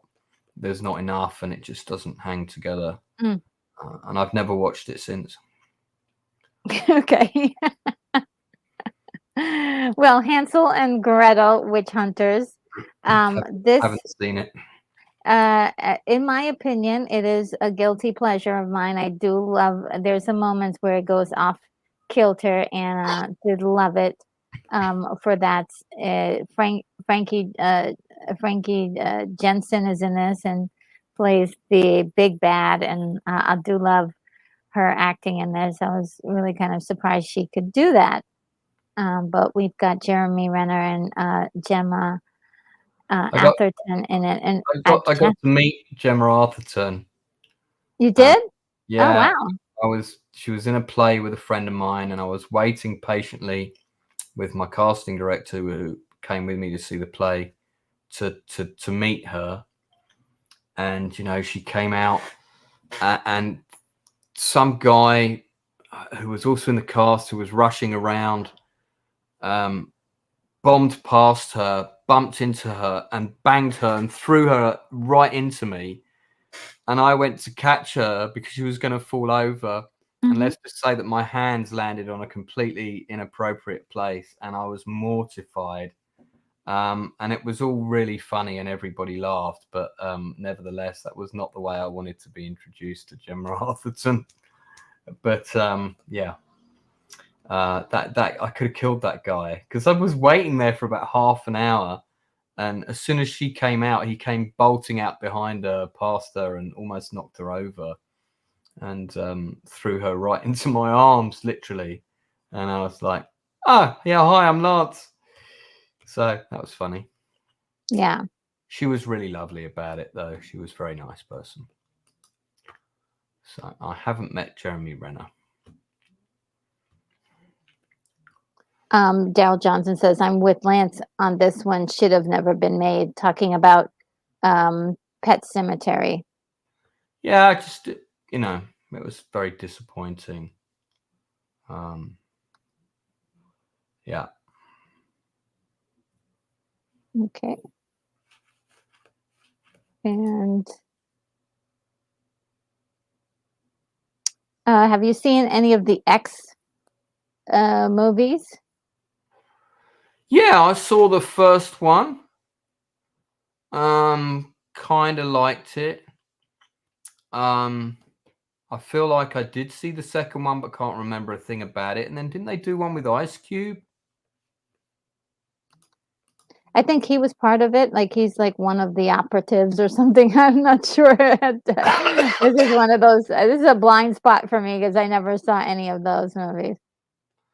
By the way, someone's just messaged me and told me I'm supposed to do a stream today that started 30 minutes ago. Oh no! But I thought I rescheduled that. Let me listen. I'm just going to pop out and I'll come back. Okay. Oh, sure. Let me just go and check that real quick. Okay. Well, Clear and Present Danger is the next one. And if let's see, if I'm not sure if Lance will be able to come back, but if he can, well, I'm sure he may have some words about that. But otherwise, yeah, I haven't seen it. I want to see it, so sorry.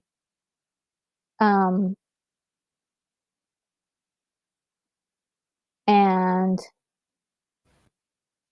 Braveheart is another one. I know that everybody loves this one. It's been a long time since I've seen this one, so I can't tell you how much this is. It's been a while, but I know that a lot of people are do love this movie.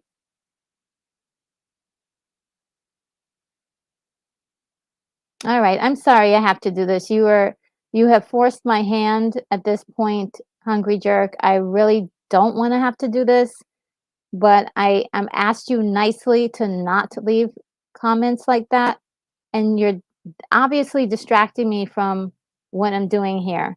So if you I'm not sure what you want to be able to leave any kind of comment that you want. I mean, just go back up and look at the things that you were saying. They were really, really rude and upsetting. And now you're upsetting me. I don't understand why you're doing this right now. I mean, I'm trying to like run this stream and you're like this is more important for you to talk about like stuff that's going on out that is not even concerning any of the movies here. Just please.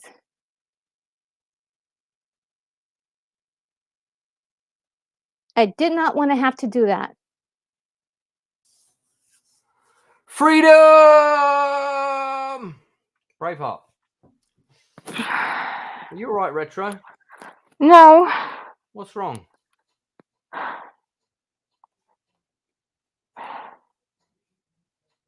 What's happened? What's happened? What did I miss?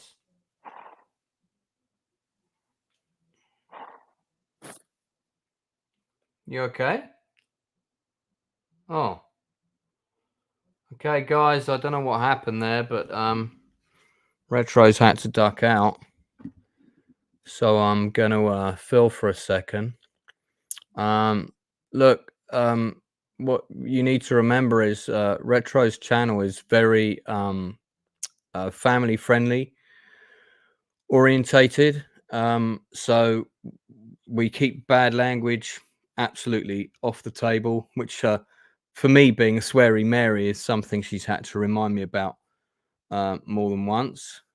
And just in the chat, if you're a guest on the channel, we try and keep it very friendly, very civil, and don't make comments of a negative nature or stuff.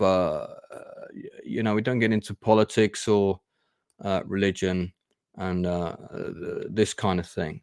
I think just before I had to duck out, I think I caught a comment from somebody about Matthew Broderick and that whole thing with the car crash in Northern Ireland and Jennifer Grey and whatnot. Look, this is not the place to discuss those stories or those issues, and there are channels where you can go and do that. But Retro is here to talk about her love of films, past and present, and she's here to talk and promote about films that she loves. And so when she says she doesn't want to see that stuff in the chat or people talking about that kind of stuff in the chat, she doesn't want to see it. I just I just want to say on her behalf, because she's obviously very upset, that you have to understand that's where she's coming from. It's her channel. This is the content that she wants, and she wants discussion in chat to stay focused on the content at hand, and she doesn't ban people lightly. So I missed the full force of what happened there. We were talking about Braveheart, which, by the way, is definitely a guilty pleasure of mine, where Paramount films are concerned. I'll just say that I watch it at least once a year, and you know, I watch it when yeah, if I have a friend who hasn't seen it, I will basically always whack it on as a go-to choice, as a movie that you know is always fun to put on, very easy to get into. Now I don't know if I should wrap up things here because I'm not sure if Retro's coming back, and I'm filling in on her channel. Oh, she's back. Yeah, I'm You so all right? sorry, everyone. I'm gonna have to cut this stream. Okay, well, Um, I just kind of filled in for you there, and I think I said what needed to be said. Thank you. I really appreciate that. I'm so sorry to everyone who came here to have fun and to watch a really cool stream about movies. I'll I'll have to reconvene at another time with you guys. I need a few moments to process this. Unfortunately, I'm a little bit shaken up right now because I really didn't want to have to do what I just did, and I'm really kind of shaken up is what I am. So All uh, right. just oh my God. I Well, am we've been on for 3 hours 15 minutes, so Yes. it's not a bad innings. Yes, it might be fatigue too, you know? Yeah, And look, sweet, but thank you so much. Joseph Begay is so darling. Just I gifted know. 10 memberships. I really appreciate that, Joseph. And I usually read off the names of all the people who got um, uh, memberships. So, David Macy, who you know of, David Macy, got a Yeah, membership. I Ma Hawkman, Taylor Swift, uh, is greater than Disney Star Wars, which is, I believe it's Matt G. Your Muslim uncle also got a membership. I Um, thought you literally meant Taylor Swift, you know. oh no, that's just his name. KR Nut 82. Trust me when I say, Qatar Lau, who I know, he got a membership. Super Chair Destroyer got a That's membership. good. Isn't That's a that good. a great name? Yeah, Colombian that is a great name. Colombian Thunder, Cody Coates. They all got memberships. Thank you so much, Joseph Begay. I really appreciate that. Yeah. Um, Don't forget to include me in the gifted membership next time. and Okay. Joseph Begay also says, "Don't worry about acknowledging this. It's been good to call it a night." Yes, thank you. It's just I suppose a habit to do that. Don't want to Probably. acknowledge that, but thank you so much. You're awesome, Joseph. And let me just at least uh, uh, give you a thank you that is pre-recorded. Means I get to have a little dance. A little dance. Yeah, here we go.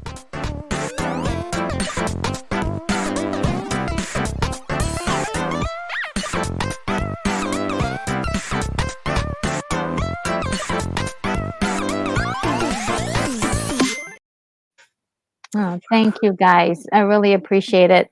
And I'm actually just gonna end the stream without the little video today. I